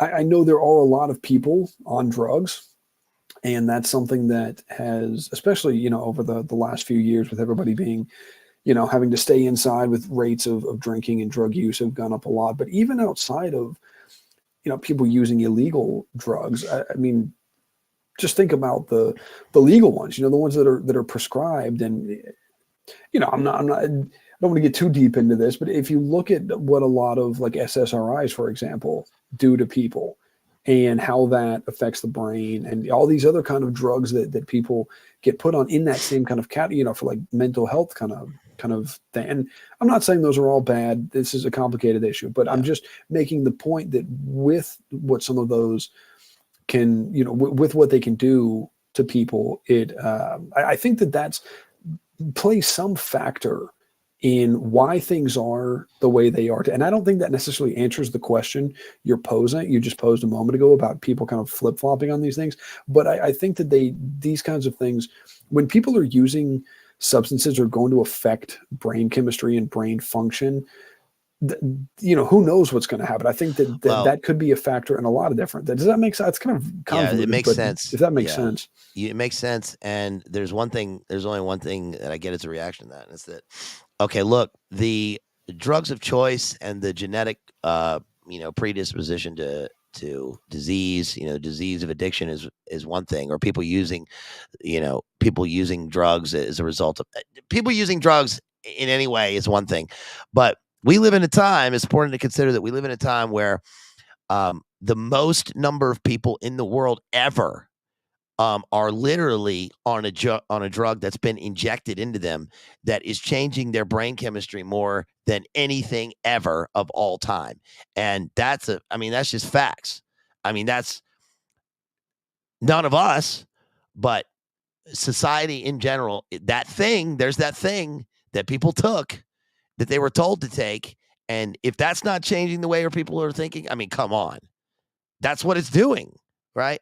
So it's not a narcotic, but it is some sort of anodyne, you know, it is some sort of narcotized state where they are sleeping.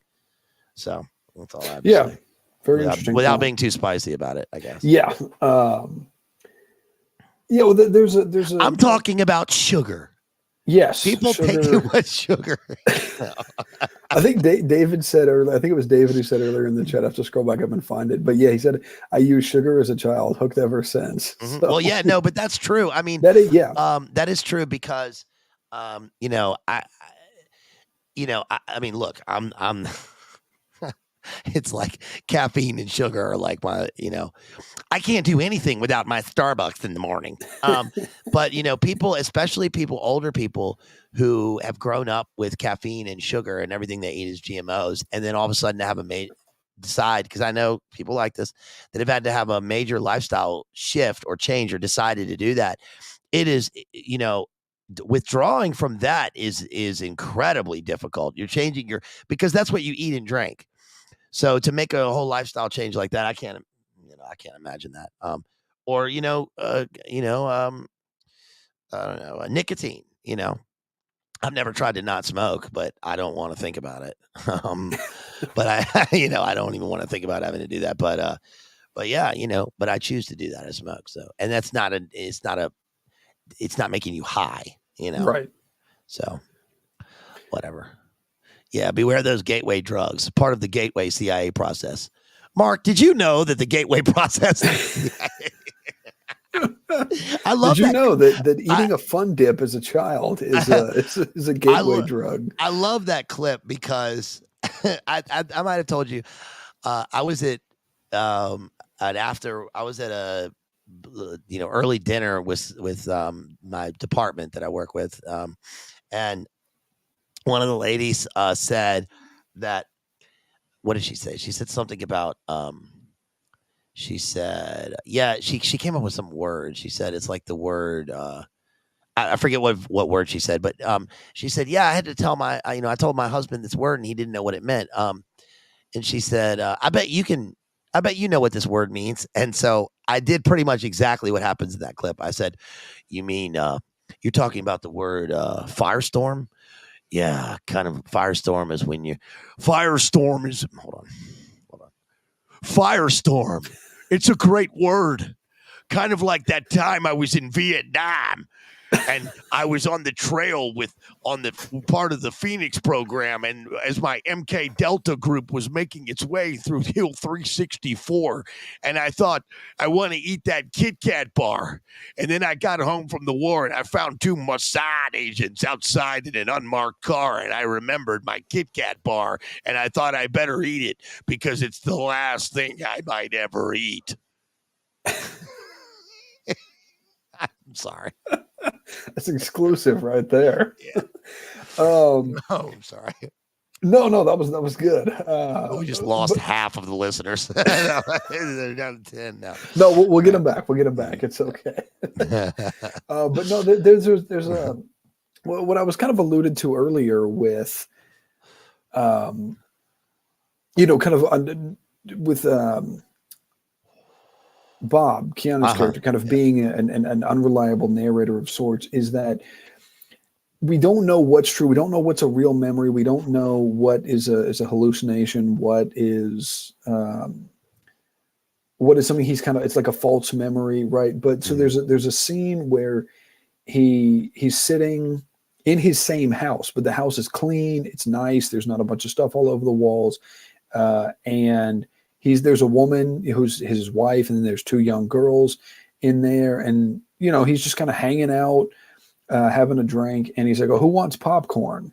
And his daughters are like, oh, we do. So he's like, okay. So he goes up, he goes to the kitchen, goes down to the lower cabinet, gets a bag out. And then when he stands up, the cabinet above him is a little bit open. So he stands up and like hits his head on the cabinet, and he's bleeding, and he's, starts yelling, and then he confesses in this voiceover that that hitting his head on the cabinet made him realize that he hated his wife, his daughters, his house, his powered mower, his backyard, and just his life in general. And so then it kind of comes, to the present, and he's in this house. And there's actually a scene where he goes to his house and he talks about how this house is a total waste. He's like, this house, like this should be perfect, with the yard for a family and children. He's like, that's what it's designed for. He's like, this house should be confiscated and used for something better. And so that's where it becomes unclear was this an actual thing where, he lost his family because he went off, was doing undercover work, got addicted. But then you also think in undercover work, they're probably not going to use the house that they live in for that kind of work. But it's an interesting kind of how it plays with reality in a sense of where you don't know if this is something he had and lost, or if there's something he wanted, or again, because as we see, because he has these recurring visits with these like psychiatrists or whatever who have him do this. You think it's a Rorschach test, but they tell him it's not a Rorschach test. It's sort of these cutouts of figures over these lines. And they tell me because it's not open to interpretation. Like there is something there and you're supposed to recognize it. And that's how they test how much the substance D has affected his brain and how much division there is now between the hemispheres. So you're kind of seeing his brain deteriorate in real time. Yeah, his brain and his belief system and even his sensory system is deteriorating, like you're saying. And I love the point that you bring up that it's the same thing, same house. And part of this is supposed to be a kind of, this is a very Gen X thing, where the trappings of domestic lifestyle, you have a breakdown and you rail against them. It's a very Linklater thing, I think, that he expresses in his movies, that the world is too conventional, right? And you need to whatever. And he's with his wife and his 2 kids in a blissful atmosphere. I mean, he's sitting there, he's drinking a beer, he's reading the newspapers, the daughters are hula hooping, and he's got this beautiful backyard and he's got this beautiful wife. I don't think that it's made up. I think that he really had that life, because later on, there's a scene where he's sexing with Winona Ryder. I think it's Winona Ryder, and he sees the MG necklace, and he realizes that that's Winona Ryder has that, not his wife. He's sexing his wife. He's with his wife at home, and then he wakes up the next morning and he sees the girl's MG necklace, and he realizes it's Winona Ryder, not his wife. Yeah. So there's some sort of cross brain deterioration here. It's like Jim Morrison says, let's just say we were testing the bounds of reality. He's losing grip on reality. And like when he's in the suit, there's that scene where they say, when he first gets introduced to the fact that they're going after Bob, and they show him a picture of himself, and he's like, but he's in the scramble suit, and he's like, and then later he's like, Bob, who's Bob? Who am I, Bob? Whoa. So he doesn't remember who he is, because he's playing a role so deeply that he doesn't remember in his very core who he is. Mm-hmm. And then he becomes a whole separate person at the end of the movie. Right. He becomes Bruce. Yeah. So in other words, I guess the part of the drug is that it's like an ego death. It's substance D. It's ego death. You're losing who you are as part of this cult's dissemination, the new path. You're taking a new path. Yeah. And it's a new identity. The other characters, Slater's character, he freaks out in a different way, but he's at other stages, right? Robert Downey Jr. points this out. He's in the bug phase, and then he's in there's another phase that he mentions, which is kind of like meth, I guess. But those 2 characters don't go through that. I mean, Robert Downey Jr.'s character is a narc, so he wants to take a new path even when he goes in to snitch on the other guys, he's not wearing a scramble suit, and he says, he says he'd like to apply for a job in law enforcement. Yeah. Right. And then Woody Harrelson's character is just a stoner, I guess. Yeah, he's just like a typical like surfer burnout, like stereotypical kind of bum. Which is kind of weird, because he exists in kind of a state of, I guess he's the only character in the movie actually who is who he is. Mm-hmm. None of the other people are who they say they are, which is interesting. But we never see Woody Harrelson taking that drug. We only see him smoking weed and rolling joints for the other people. Yeah, I didn't get the idea. I guess he's just playing himself. Yeah. I didn't get the idea he was on substance D, because he seemed to be like, he was the only one that seemed to have like his full kind of brain faculty, in that he was able to recognize. I mean, he was obviously, like, the character's an idiot. Like he's not. Yeah, he's a stoner, but he's also just stupid. But he does have some kind of. He's not like his brains are rotted out, like where with some of the other characters, like what we see with which you mentioned. Excuse me, you mentioned Freck. Actually, before we get to that, there was one thing, and I just made a note of this, and I don't know. I'm not a big World War II guy, but I noticed there was a poster on Bob's living room wall that said June 44, and then there was a submarine. So that would have been World War II. Do you know if anything happened involving a submarine in June 44? I didn't have time to look it up. I don't know if you know anything about that. I mean the war. I don't know. I mean, I didn't know if there was some specific incident. June 44 was D-Day, but was it a submarine or was it a dogfight? I thought it was a dogfight with planes. Maybe there was a submarine as well. I mean, there was the. I mean, I don't know how far the Nazi war operation with the U-boats was moving at that time. I mean, I don't know if June 44. I guess that was when the war turned around, because the U-boat operation was successful all the way up to a point. Right, 43 is when it turned around with Stalingrad. Yeah. But when land operations turned around. But June 44 with the I don't know of a specific one. Okay, I didn't know if you knew offhand, but I wasn't sure. Like I said, I'm not terribly up on my World War II history. But so there's a scene where Freck, this guy who has the bug freak out, his sister aphids. That was one of the things he makes a point to let Barris know that these are aphids. But anyway, so he decides he's going to attempt suicide, and so when he does, he takes. I just thought of something. Yeah, it might be. That might be when we caught the. No, it would have to be before that. I was going to say it was when we caught the Enigma machine. Because the movie is cryptographic, right? Mm-hmm. In that the permutations of the scramble suit are obviously cryptographic, and the people have to.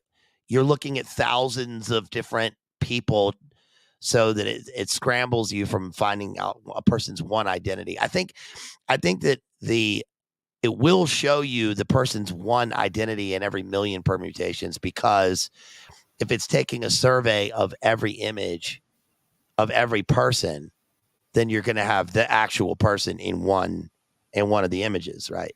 Right. You're unlikely to catch that, but there is one scene where they show Keanu Reeves in scramble suit, and it's Keanu Reeves. Mm-hmm. So maybe it deals with Enigma. I mean, in an enigmatic way. Yeah. Right. In the capturing of Enigma, but that would have to be before June 44, right? God, we sound like retards here. But because that was how they scrambled it and how they were able to keep it secret. So yeah, I don't know. Yeah. Well, so when Jethro says in the chat, June 44 was D-Day. Yeah, it was D-Day. Okay. But I thought that was later, but no, the war ended in 45, didn't it? The war ended in 45. VE Day and then VJ Day were both in 45. That's right. Hitler committed suicide April 30th, 1945. But D-Day was June 6th, 1944. But that didn't involve Kriegsmarine. So I don't know. Maybe that was the final capture of an Enigma machine. I'm not sure. I'm going to have to do some research into that. Yeah, I really should know more about this as a history minor. I should be more up on my World War II. But so yeah, when Freck attempts to off himself, so he goes and he's originally going to drink some Boone's Farm level wine or Wild Irish Rose or whatever, but he decides instead to go to this fancy liquor store and buy an expensive Merlot, which they said only sets him back $70, which is like, where is this guy getting that kind of money from? It's never clear. But it was his last. This was his suicide attempt, right? Yeah. So it was his last $70. So he spent all of his money. His last, yeah. Yeah, he spent all his money on it. Yeah. He takes these he gets some large number of pills, so he takes them all in one. So he drinks a few glasses of wine, takes all the pills at once, downs them with another glass of wine, lays down on this bed with a copy of The Fountainhead by Ayn Rand for some reason, puts on the suit, and he lays down. And then it turns out the pills he got actually aren't going to kill him. They're just going to make him hallucinate. Yeah. And so he sees this creature, and it's mentioned that this is a creature from between dimensions that stares at him disapprovingly. And it's this character, I think it's wearing a suit, and it has this kind of alien sort of head, but it's covered in eyes. And so the eyes are randomly blank, and it's very strange. And so this hallucination is, he's basically doomed to, in this hallucination, he's doomed to have it read. Yeah, it said his list of sins is endless, and it will be read to him in shifts, I guess, by different people for eternity. And so I don't remember, they say it had some, long time. And then they had just gotten up to the point of where he was in 6th grade. So they're reading out all these sins. And so he just sort of accepts. He just kind of lays there and holds the book and is almost kind of smiling as there's just this endless list of all these wrong things, stealing and taking drugs and all these other things that he's done. Yeah, this is the non-Christian Ayn Rand libertarian corporate alien dimension version of St. Peter, right? Yeah. And because it's like a lizard person in a suit, and the eyes are supposed to be. I mean, I saw it's kind of like a seraphim, right? Mm-hmm. And that also is a symbol of the panopticon in which they live. Everything he's ever seen everything he's ever done has been seen. So he's answering for his sins. Right. And he's, he thinks he's at death's door, or he thinks he's in the afterlife. But it's a hallucination. And this is weird because this guy, he's doing an intentional OD, right? Mhm. But he doesn't die. The only person I can think of with an intentional OD that I can, in terms of this sort of world is, I know Darby Crash did that, the singer of the Germs. That was supposed to be a suicide pact, and the other person backed out. But he did an intentional hot dose. I'm sure this happened, but a lot of people. But yeah, that's interesting because this is kind of a sad character. He's in pain because of these drugs that he's taking. But yeah, that was an interesting scene. Yeah, that's a character you actually kind of have some empathy for. Because it's just like this guy who's obviously in a bad way. He's living in this kind of dingy apartment but we don't see it. We only see his dog in that one scene, so I don't know. But he's just kind of living there with his dog, and he's obviously, he has these hallucinations, and I mean his life's a mess. It's terrible, and so it's almost and I feel this is like a really bad way to put it, but you almost feel bad for him when he doesn't die, and you just realize he's going to have this like lengthy hallucination where all the wrong things he's done, because like he wants out of this life so bad, and one of the things is we don't really see that many people, because this film is dealing with people who are using drugs, and it's said that like at least I think it's estimated 20% of the population is addicted. I don't know if they're saying specifically to substance D or just addicted to things in general, but like it's just so widespread that like this guy, and there's also I don't want to jump too far ahead, but it's Winona Ryder's character Donna. She tells Bob that she has, she dreams of moving up north and living in a cabin on a farm, and like she wants, and now that's a bit of I don't know if diversion would be the right word, but that you can see where people do, and that's a common thing you see with if you've ever known people who have been addicts or whatever, then that's something that they'll often tell you. They have this dream of having a life that is so radically different from the way they're living, and it's like they're kind of lost in that haze though, and they don't really know. It's like, oh, this is this thing I want, but getting out of that is very difficult. Yeah, the wholesome pill, right? Yeah, she wants to take the wholesome pill and move to a farm in Northern California and just farm. Yeah, yeah, that's interesting. The one of the other good scenes is where Downey Jr. comes in, and he's in yellow bike Lance Armstrong spandex, and he goes on this long thing about his lines. Apparently, his lines were on Post-it notes around, and they just edited them out with the rotoscoping, but they're posted around the apartment, around the house. And he's got so many lines in the movie, and he goes on this long thing about how he liberated this bike from his neighbors that he saw, and they even hoisted it over the fence for me. It's an 18 speed. And then she goes on about how I saw a bike like that. It belonged to my neighbors, and then it was stolen. That could be hot property. And he's like, yes, but this is a boy's bike. Hello. And then Woody Harrelson's like, I only count. There's 6 speeds there, and there's 3 gears there. I only count 9. So it's 8. And then he's like, I bet they've got the other gears lying around. This is part of the plan. Now we got to go. Don't you see that if we go back and we're supposed to deal for the other things, this was part of it? Of course, they're not going to give them to me. They're going to charge me more than the $50 that I originally. And Woody Harrelson's like, I'll give you $60 for that bike right now. Why? And then he's like, oh, so what about that? Or 60 or 65, whatever it was. And what about that you offered me? It was like, well, that was on the condition it was an 18 speed. Yeah.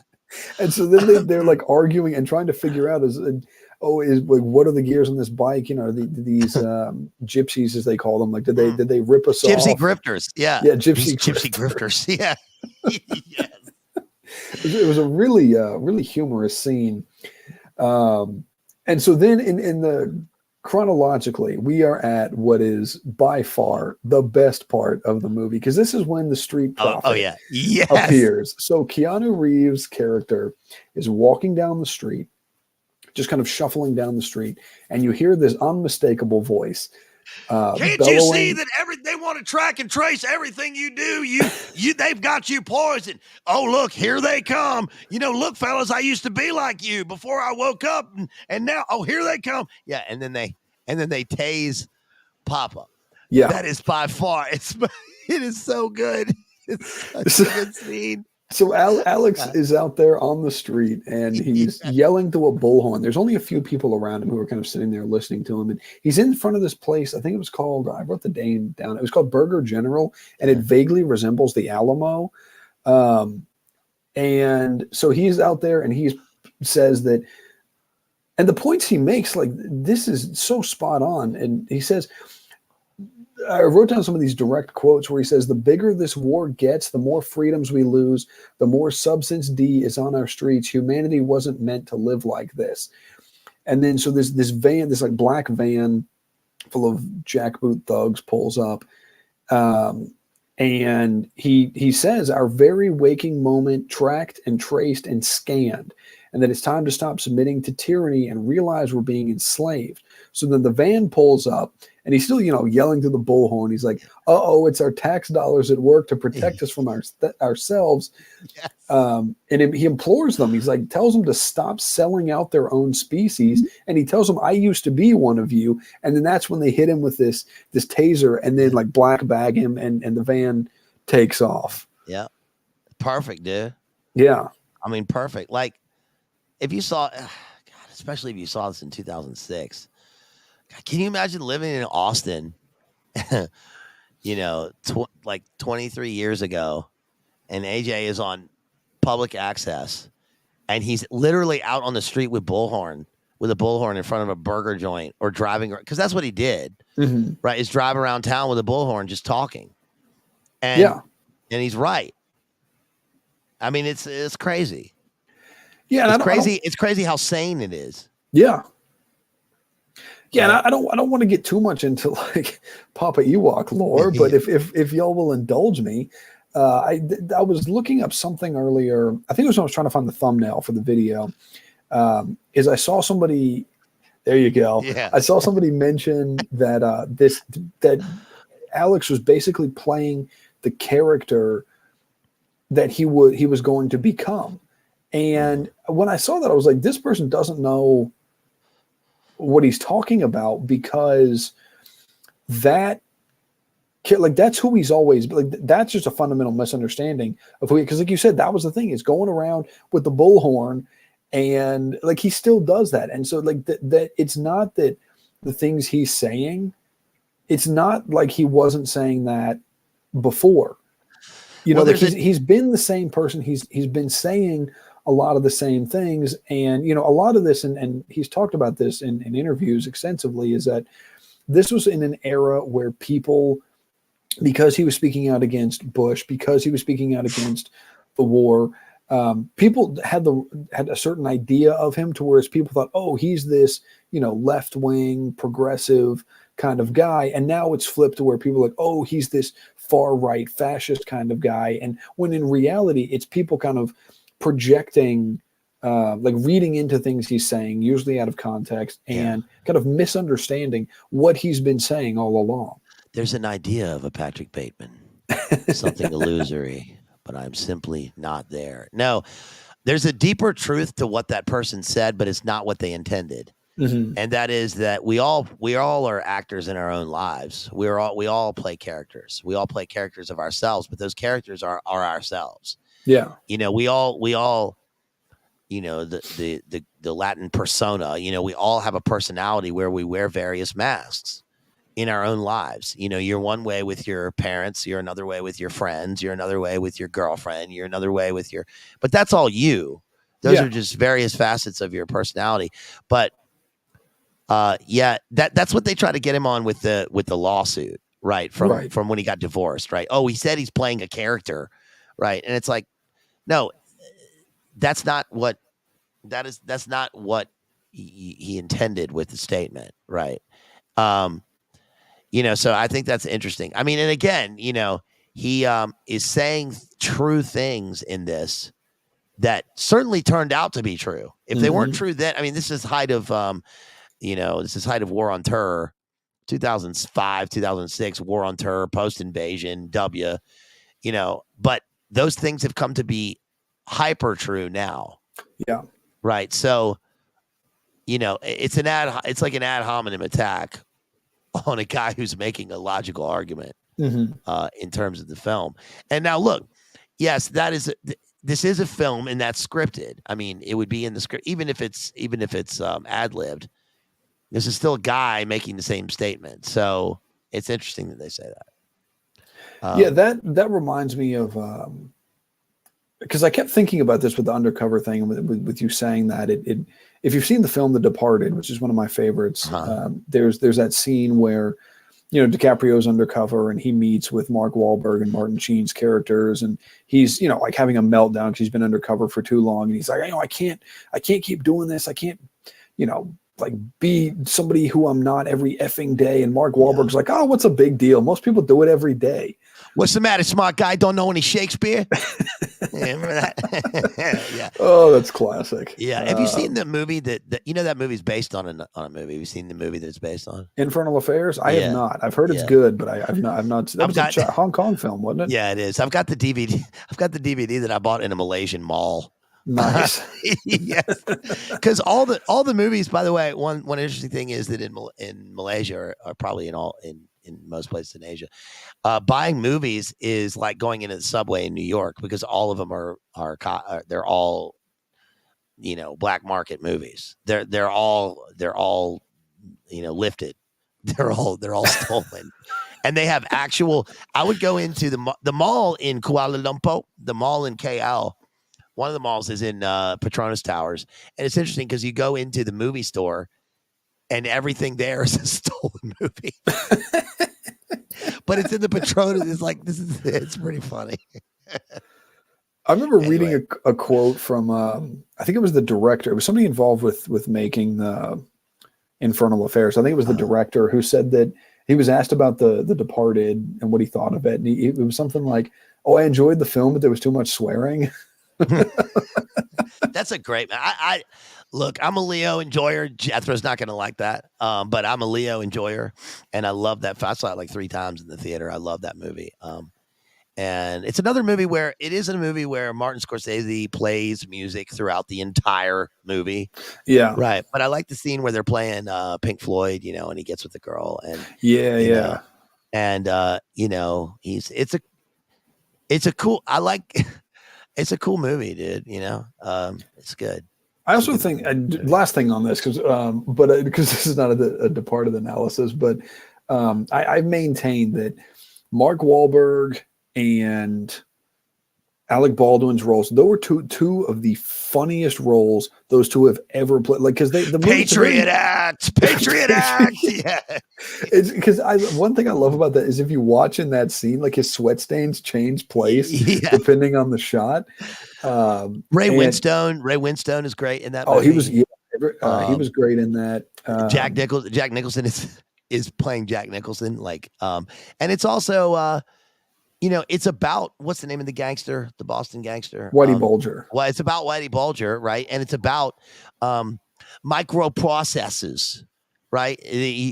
What does he say? No ticky. No laundry. No laundry. Yeah. Yeah. And Martin, I think it was Martin Sheen's character actually at one point says, like, oh, we're probably going to be at war with the Chinese in, 15 odd years. Mm-hmm. Yes, I am a Leo enjoyer. I love watching Leo, and this is going to sound weird, but I like watching Leo because he reminds me of myself in terms of his personality in movie, the way he acts in movies, because especially when he has freakouts, when he has a spaz, it's exactly the way that I act when I have a spaz. When I put down my fucking car keys in my house, sorry affiliates, and I can't find my fucking car keys, and I totally freak out in the house. It's just like Leo.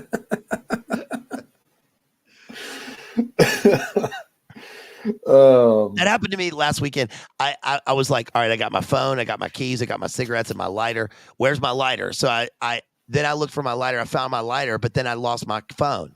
So then I found my phone. Then I lost my car keys. It took me fucking 3 hours to get out of the house. I've done the same on multiple and also occasions. his OCD, the Aviator, his role in the Aviator. I mean, I think the Aviator is a fantastic movie, and his OCD meltdowns in that movie are very true. I can say that from experience. That his OCD, I mean, not, the way of the future, the way of the future, the way of the future. I mean, but the rest of it is very true.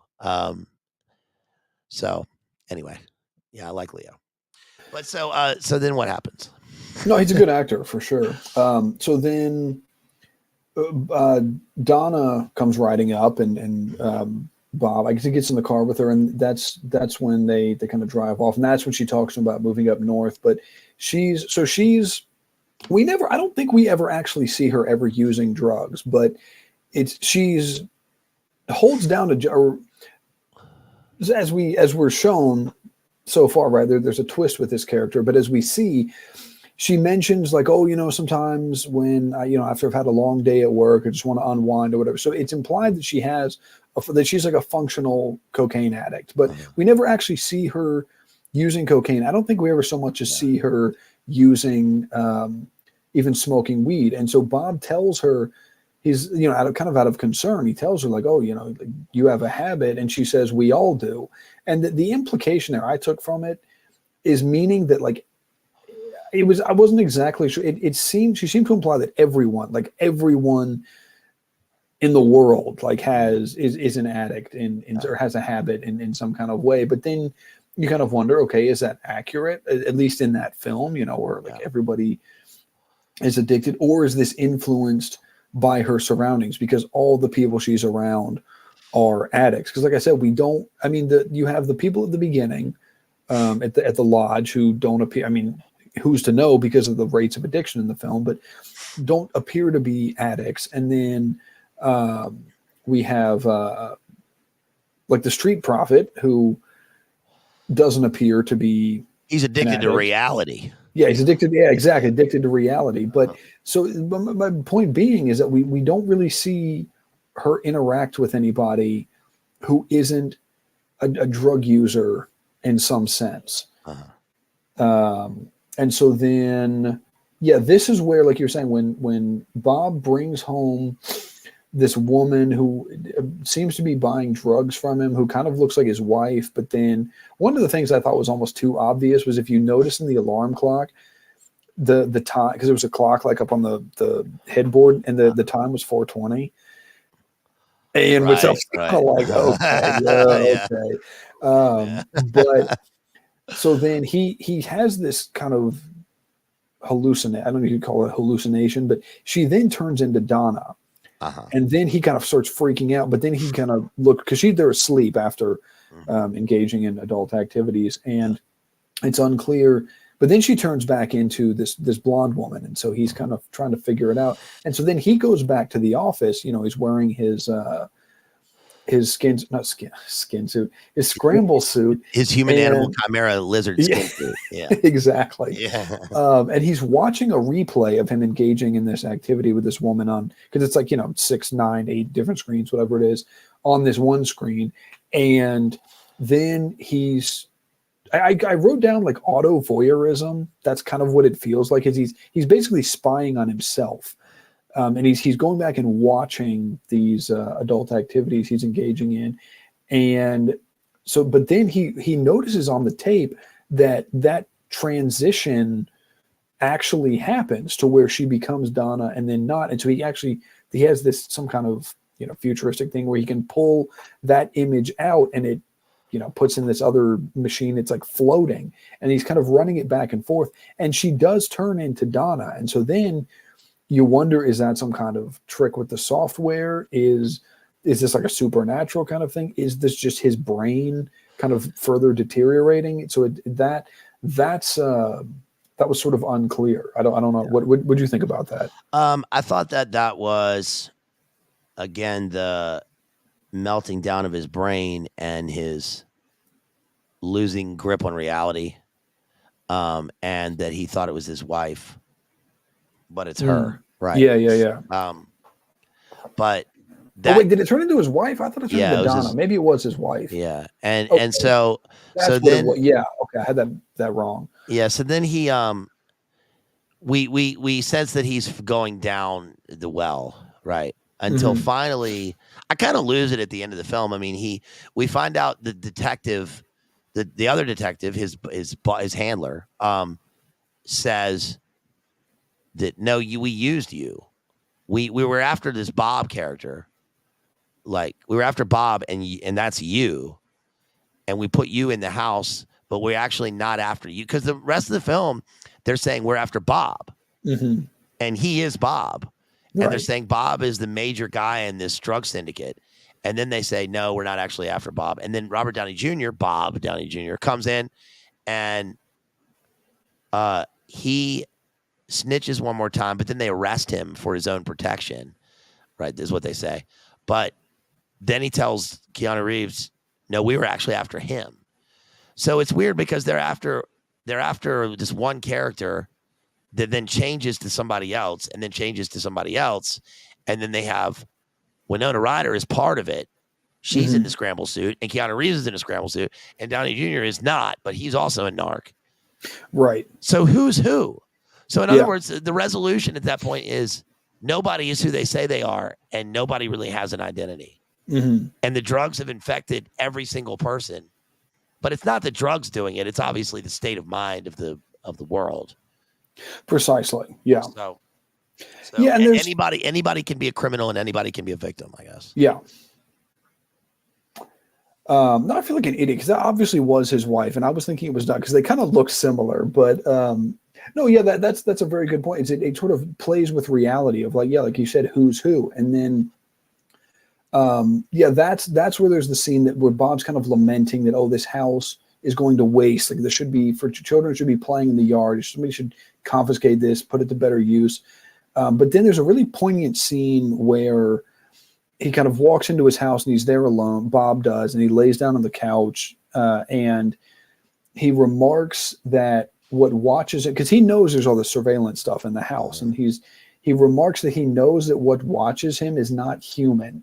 And he asks, what does the scanner see? Can the scanner see into my mind, into my heart? Does the scanner see clearly or darkly? And he hopes that the scanner sees clearly because he can no longer see into himself. Like his sort of inner self-reflection is darkened, and he's sort of lost touch with who he is. And he makes this, he makes an observation that the scanner never blinks. So it's constantly watching. There's never an interruption. So this is sort of a microcosm where his house is being scanned, but everybody is being scanned and tracked and traced everywhere they go all the time. Your phone calls are being recorded. They know they can pull up exactly who you are from your voice print. And so this is when Bob goes to meet with get his medical report, and his boss, who's also in a scramble suit, tells him that his brain is cooked and that it's just short circuits and sparks.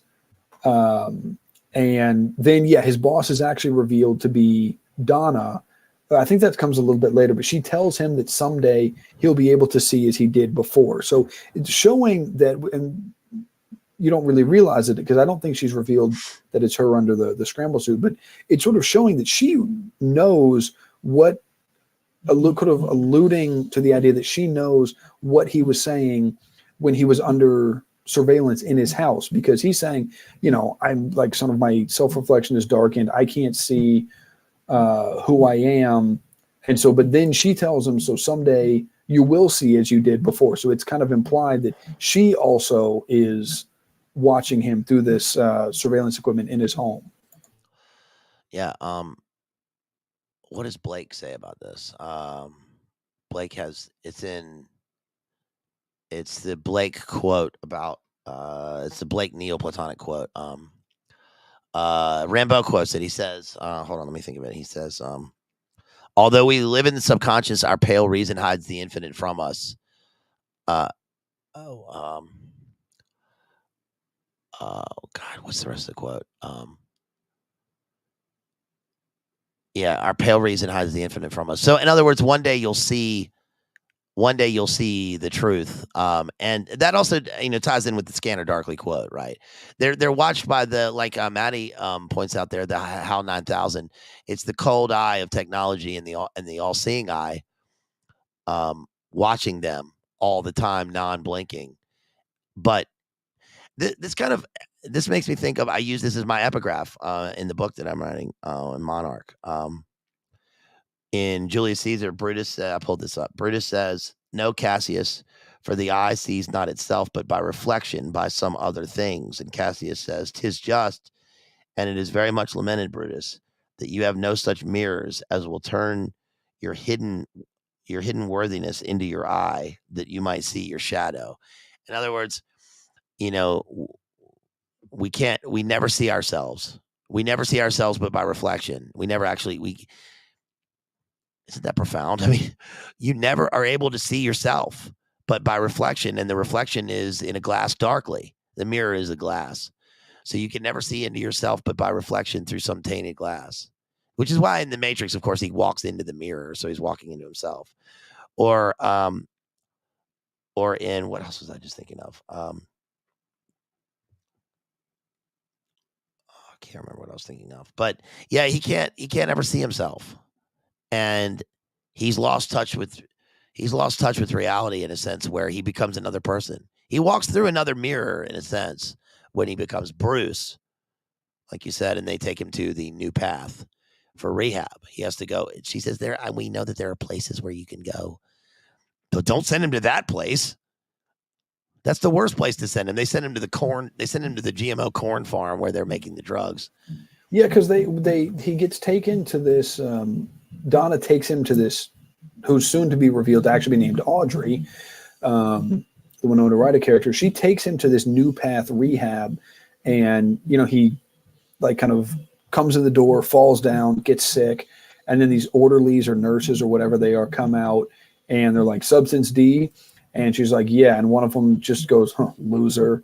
And so they're kind of deriding their own patients. It's like, "Oh, this guy's just a loser because he's addicted to this drug." And so he's in this room. It's like a day room kind of thing, and he's talking to these other people, and they're all kind of just repeating the same thing. They're kind of saying different versions of the same thing, and then he gets selected. Yeah, Bob, who's now Bruce, he gets selected to go up to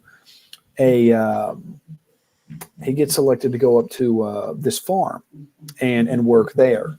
And his cabin was 4G. I just thought that was kind of interesting. Yeah, that was the name, and that was the designation on his cabin. And so he gets to go up there. And so this guy who's working at the farm tells him, "Your name's Bruce." He's like, "My name's Bruce." And he's like, "Oh, like the air is clean up here." He's like, "I like air."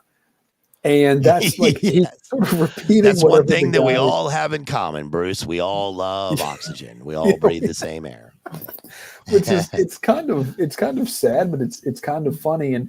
But his only concern, his concern is like, "Oh, well, when will I get to, are other people from the rehab coming up here?" And he's like, "Well, no, they don't get to come up here." And so he wants to see them again because these people are now, he sees them as his friends. And he's like, "Well, you'll get, maybe a few times a year, like on holidays, you'll get to go down and you'll get to see them on, Thanksgiving and Christmas." Because the process of getting off this stuff is notoriously brutal, and it takes a really, really, really long time and it's unclear if people who have been on this can even go back to normal, but it's said that it's, if you can even go back to normal, it takes, I think it's mentioned, it's like years.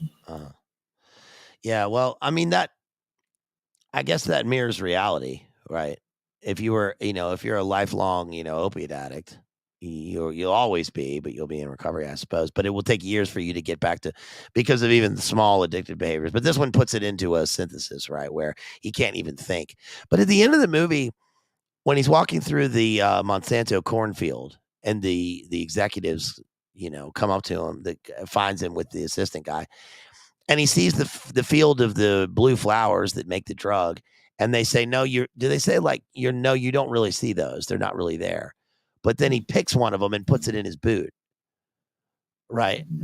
Yeah, that was a really, because he kind of stumbles across the flowers because they're hidden. They're growing down below under the crops. And it's a really kind of poignant and sort of, it's kind of a bittersweet. Yeah. And there's some other stuff I want to get to, but I do want to, since you bring that up, I do want to mention this. Kind of the closing is where he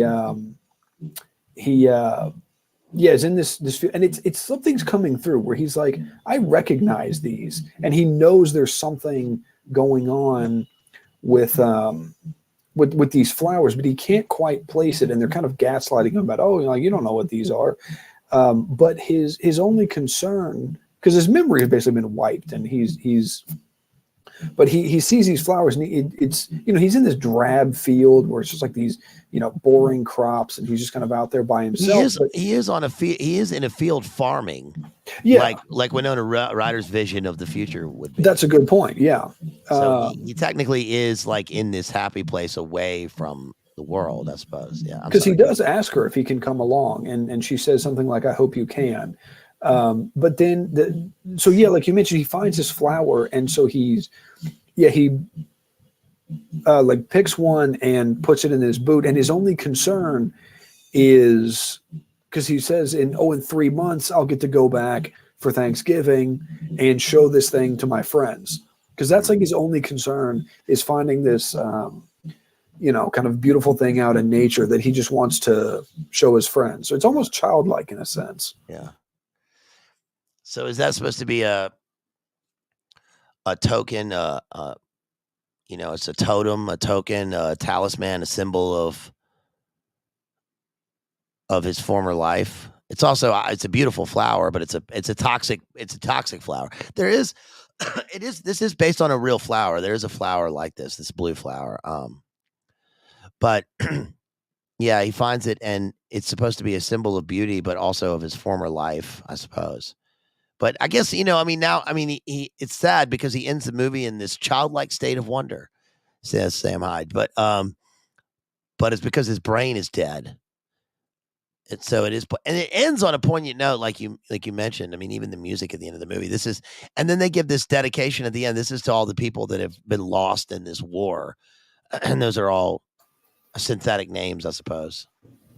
Yeah, that was because there's a list of, I guess it's something Philip K. Dick actually wrote, because it's like at the end it says that's who it wrote. So it's all these people, like these names, and then what happened to them. Like they went insane, they died, they had organ failure.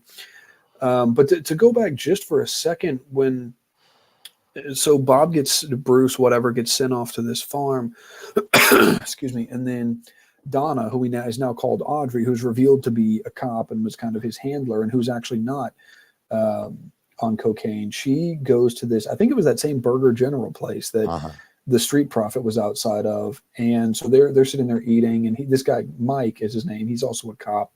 And so they're trying to prove that New Path is manufacturing and distributing substance D, right? So they're double dipping in a major way, where they're producing this drug, but then they're also supposedly selling the cure, but then using people as labor, right, to produce the drug, but the patients, so she reveals that, they got Bob/Bruce into this and made him an addict. And this is where I was talking about earlier, like with the training day kind of thing that made me think of is where Mike says, oh, well, nobody put a gun to his head and made him be an addict. He was supposed to fake it.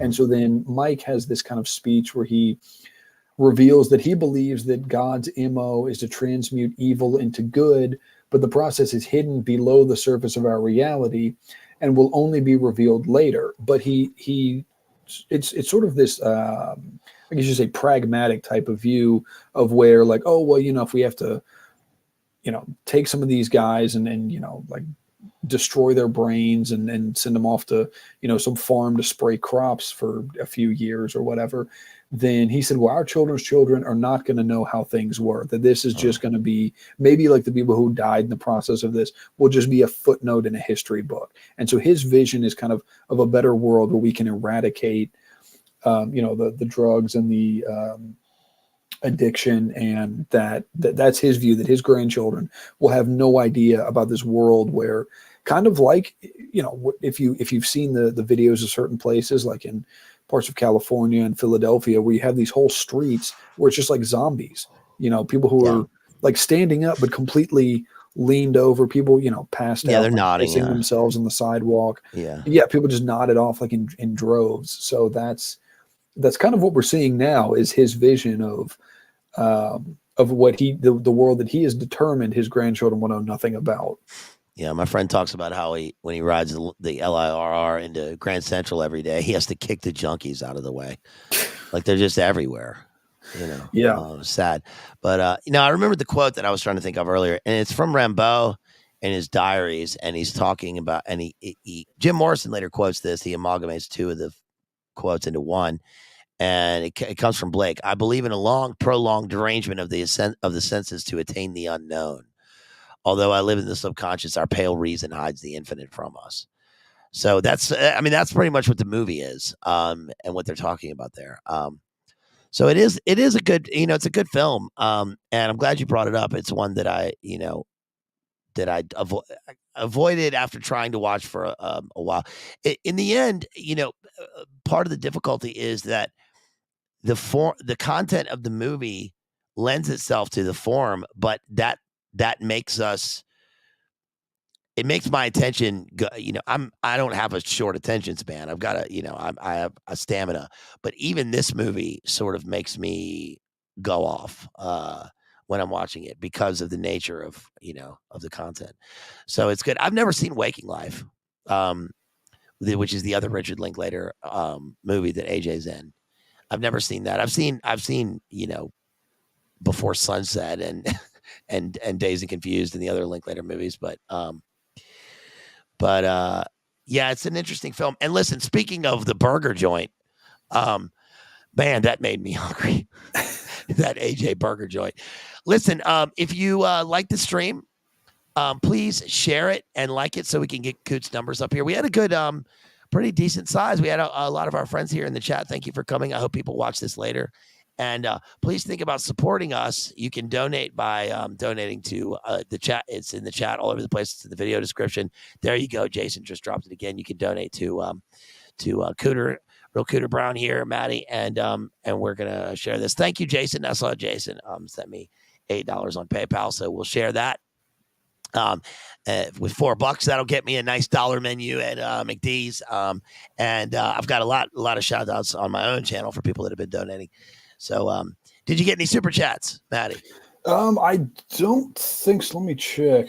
No, did not see any come in, but that's okay. You can keep the PayPal one. Okay. That's totally fine. Right. Well, okay. Well, listen, the people were here and they donated their time and their energy to us. So, thank you so much for that. I know people have been after me to get the PayPal set up. That's a long process. I'm not going to bore people with the inside baseball on that.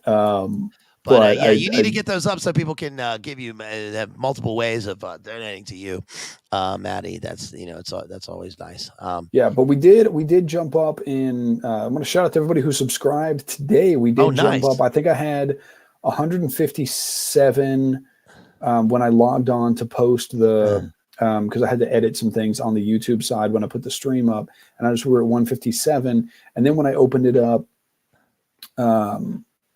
Again, because I was replying to a comment Jason left me.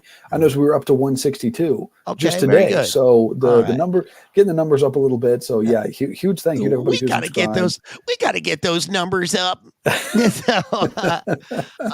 Thanks, Maddie. Really appreciate it. Can I shill for myself real quick? Yeah, absolutely. Please do. I recently covered Paul Thomas Anderson and his masterclass in film. Over on my channel, please go back and watch that. Give me the clicks. Go back and watch that. I think we did I think I did a pretty good analysis of Paul Thomas Anderson. It was fun. Also, we were on Rachel's. I'm saying we. I'm not DID. I just like to include the audience, I guess. But I did Rachel's channel over there at Base Homeschool Mom, and we did I think we did a good analysis of film, and that one, it's like 1.6 thousand views. So we did pretty well over there. It's interesting when people comment like, "There's a huge hole in this at the beginning where you didn't discuss Tom Waits," and it's like, we can't fucking discuss everyone, right? We did the music we did. Fuck. No, but I'm not complaining. But because, sorry, affiliates, I'm in a cussing mood. But we're all adults here. So coming up, I read for about 5 minutes. But coming up, I'm gonna be doing I'm gonna do analysis of the Hunger Games coming up and the film. So maybe I don't know, maybe tomorrow night. Also, I've got my Peter Pan analysis with Jamie Hanshaw coming up later, and then hopefully I'm going to do this with you guys. Please let JD know that you want him to do, because he said he was going to do it, but let him know that you want to do this H.G. Wells Island of Dr. Moreau, which is interesting. I mean, I keep finding more relevant things because of this book, and you know, the priests of scientism and the way that the sort of mass experimentation, but also the human animal chimeras, you know, but the book is supposed to be an allegory for the post-enlightenment priests of scientism and Depop. And then another one coming up soon, and I got this based on Jethro's recommendation. I've got a bunch of Chaz Manson books here, but I'll be doing sometime in the future, maybe this week if I can get through it with time. I'll be doing Tom O'Neill's Chaos, Charles Manson, CIA, The Secret History of the 60s. So, because I don't usually do books like that on the channel, but I thought it would be a good one to cover because you know it's going to have lots of wacky stuff in it. And then, of course, all of the sponsor streams. If you want to sponsor a stream for me, please think about making a bigger donation and sponsoring. I'm going to cover all those. I promise to cover all those in September and get through all of the sponsored streams that I owe people. And some of it be different than the recommendations they made. Somebody donated a long time ago. They wanted me to do, I forget which book based on a saga, but I'm going to do Icelandic sagas instead of that recommendation. But and then you know, in October it'll be Spooktober. I don't know about you, but like I'm getting fall in the air. I mean, it's still hot as hell, and it's humid, but I want it to be fall so badly, and I love the fall. And so I saw the other day that Starbucks had done the first day of the pumpkin spice latte. So nice. I immediately turned on Sixpence None the Richer. And I didn't go to Starby. I went to Wawa and I got myself a pumpkin spice latte. And I thought, ooh, fall's in the air. It's so cool and crisp. I can't wait to wear my new Sperry's. But we're, Spooktober, because I want to do a Spooktober stream on The Final Girl. So, lots of things coming up, folks. Lots of things, listen, lots of things coming up in the fall. Joe Biden Sleepy Joe wants to get rid of straws. What's the deal with straws? I went into the White House and all they have is, he lowered the pressure on all the faucets. I don't understand. He wants these more feminine faucets is what I think of. Lower pressure. We want hard pressure on all the faucets in the White House. They got me Air Force One, and I didn't, Air Force One is nothing compared to the Trump plane. Trump planes are the best. It smelled like brimstone. In the Air Force One. We had to have it fumigated. Shout out to, was that Hugo Chavez? Or was it Caesar? I think it was Hugo. With the sulfur at the UN speech. That was... it was Hugo Chavez. Yeah, but Hugo, it was also, I don't know if it was Hugo or Caesar, but yeah. No, but it was it was also a Norm.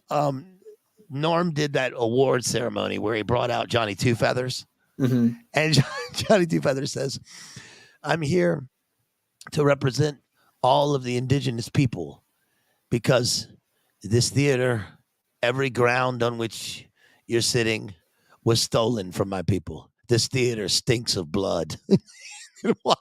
Norm says, "Johnny Two Feathers, everybody, Johnny Two Feathers." But what was the Iranian guy's name? Remember during the War on Terror, the Iranian guy who gave the speech at the UN? It's a great speech. And then Gaddafi, was it Gaddafi who said that it stinks of blood? Stinks of brimstone, the great Satan.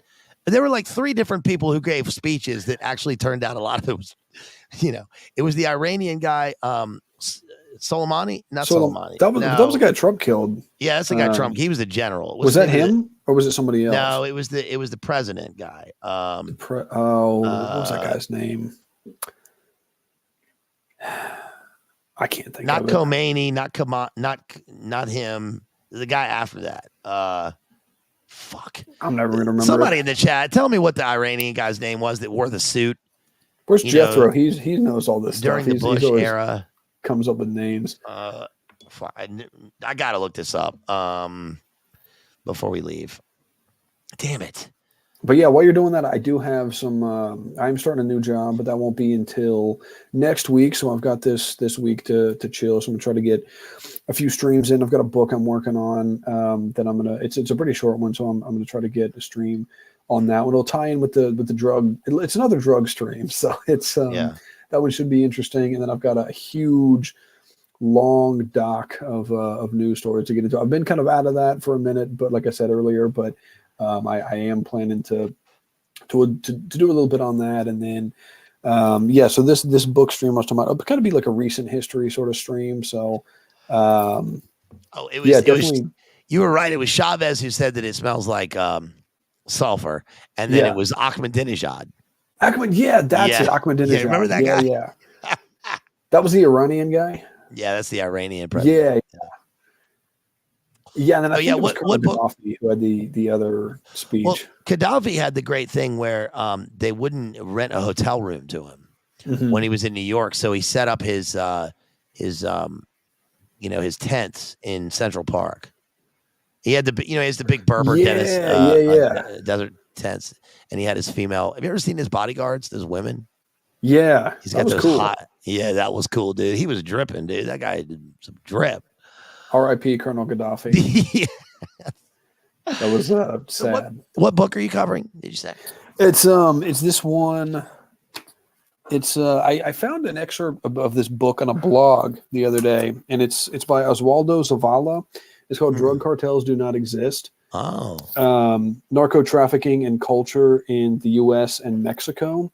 And so I found like I said, I was watching Narcos, and I've been doing a bunch of research on cartels and things like that lately, and just kind of out of for my own enjoyment. And I ran across an excerpt from this book on a blog, and I was like, oh, I wonder if that's an old one. It was published last year, and so it was originally written in Spanish, and then I think it was translated and published in English. So I'm not sure when the original publishing was, but it's been fairly recently. So I'm really looking forward to getting into that one. I've read maybe, I don't know, a little ways into the book, so it's been pretty good so far. So definitely looking forward to getting into that one. Hopefully I'll be able to get to that one. Be able to get to it before the end of the week. Have you seen the movie Savages, the Oliver Stone movie with Benicio del Toro? I don't think so. You should watch that. I mean, it's it's fictional, but it deals with the cartels. Okay, and it's an interesting movie because it's a movie about the cartels dealing in weed, which I kind of think is lame. But it is interesting because Benicio del Toro plays the hitman in that movie. Not the same kind of hitman he does in Sicario. That's a great movie, dude. That's one of my favorites. Movie. It's a great movie, dude. They've also got the sequel is not bad too. It deals with sort of a different variation of the subject and the cross border stuff. But I think there's supposed to be a third one as well. But, I've heard that Taylor Sheridan's working on a third one, but I actually haven't seen the second one yet. I just rewatched the first one a couple of weeks ago, so I've been meaning to watch the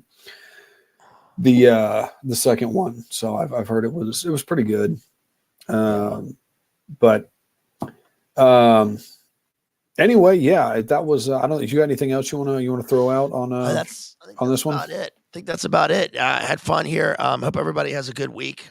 We're going into September finally, and then in a couple of weeks I'll maybe have a birthday stream. It's a big birthday, big important birthday. I'm gonna be turning 43. I think you're turning 55 again. Yeah, dye my hair and change my skin. No, if you listen, if I had plastic surgery money, no, I'd get veneers in 2 seconds. I don't mind Sleepy Joe's veneers. Teeth gotta look good.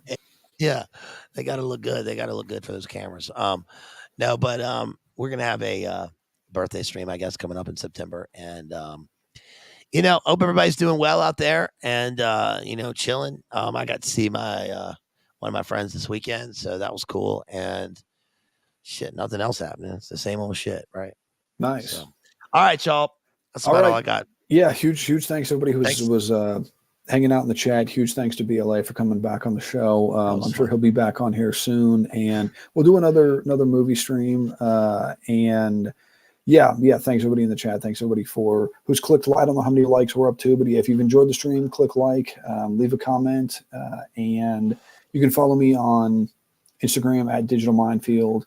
And we will see you all soon. Dyer out of context. J Dyer out of context. Yes, absolutely. Hit me up on there. I'm trying to be more active on that one. I've been busy, but yeah, we'll. Thanks again, everybody. We'll see you all soon. Peace.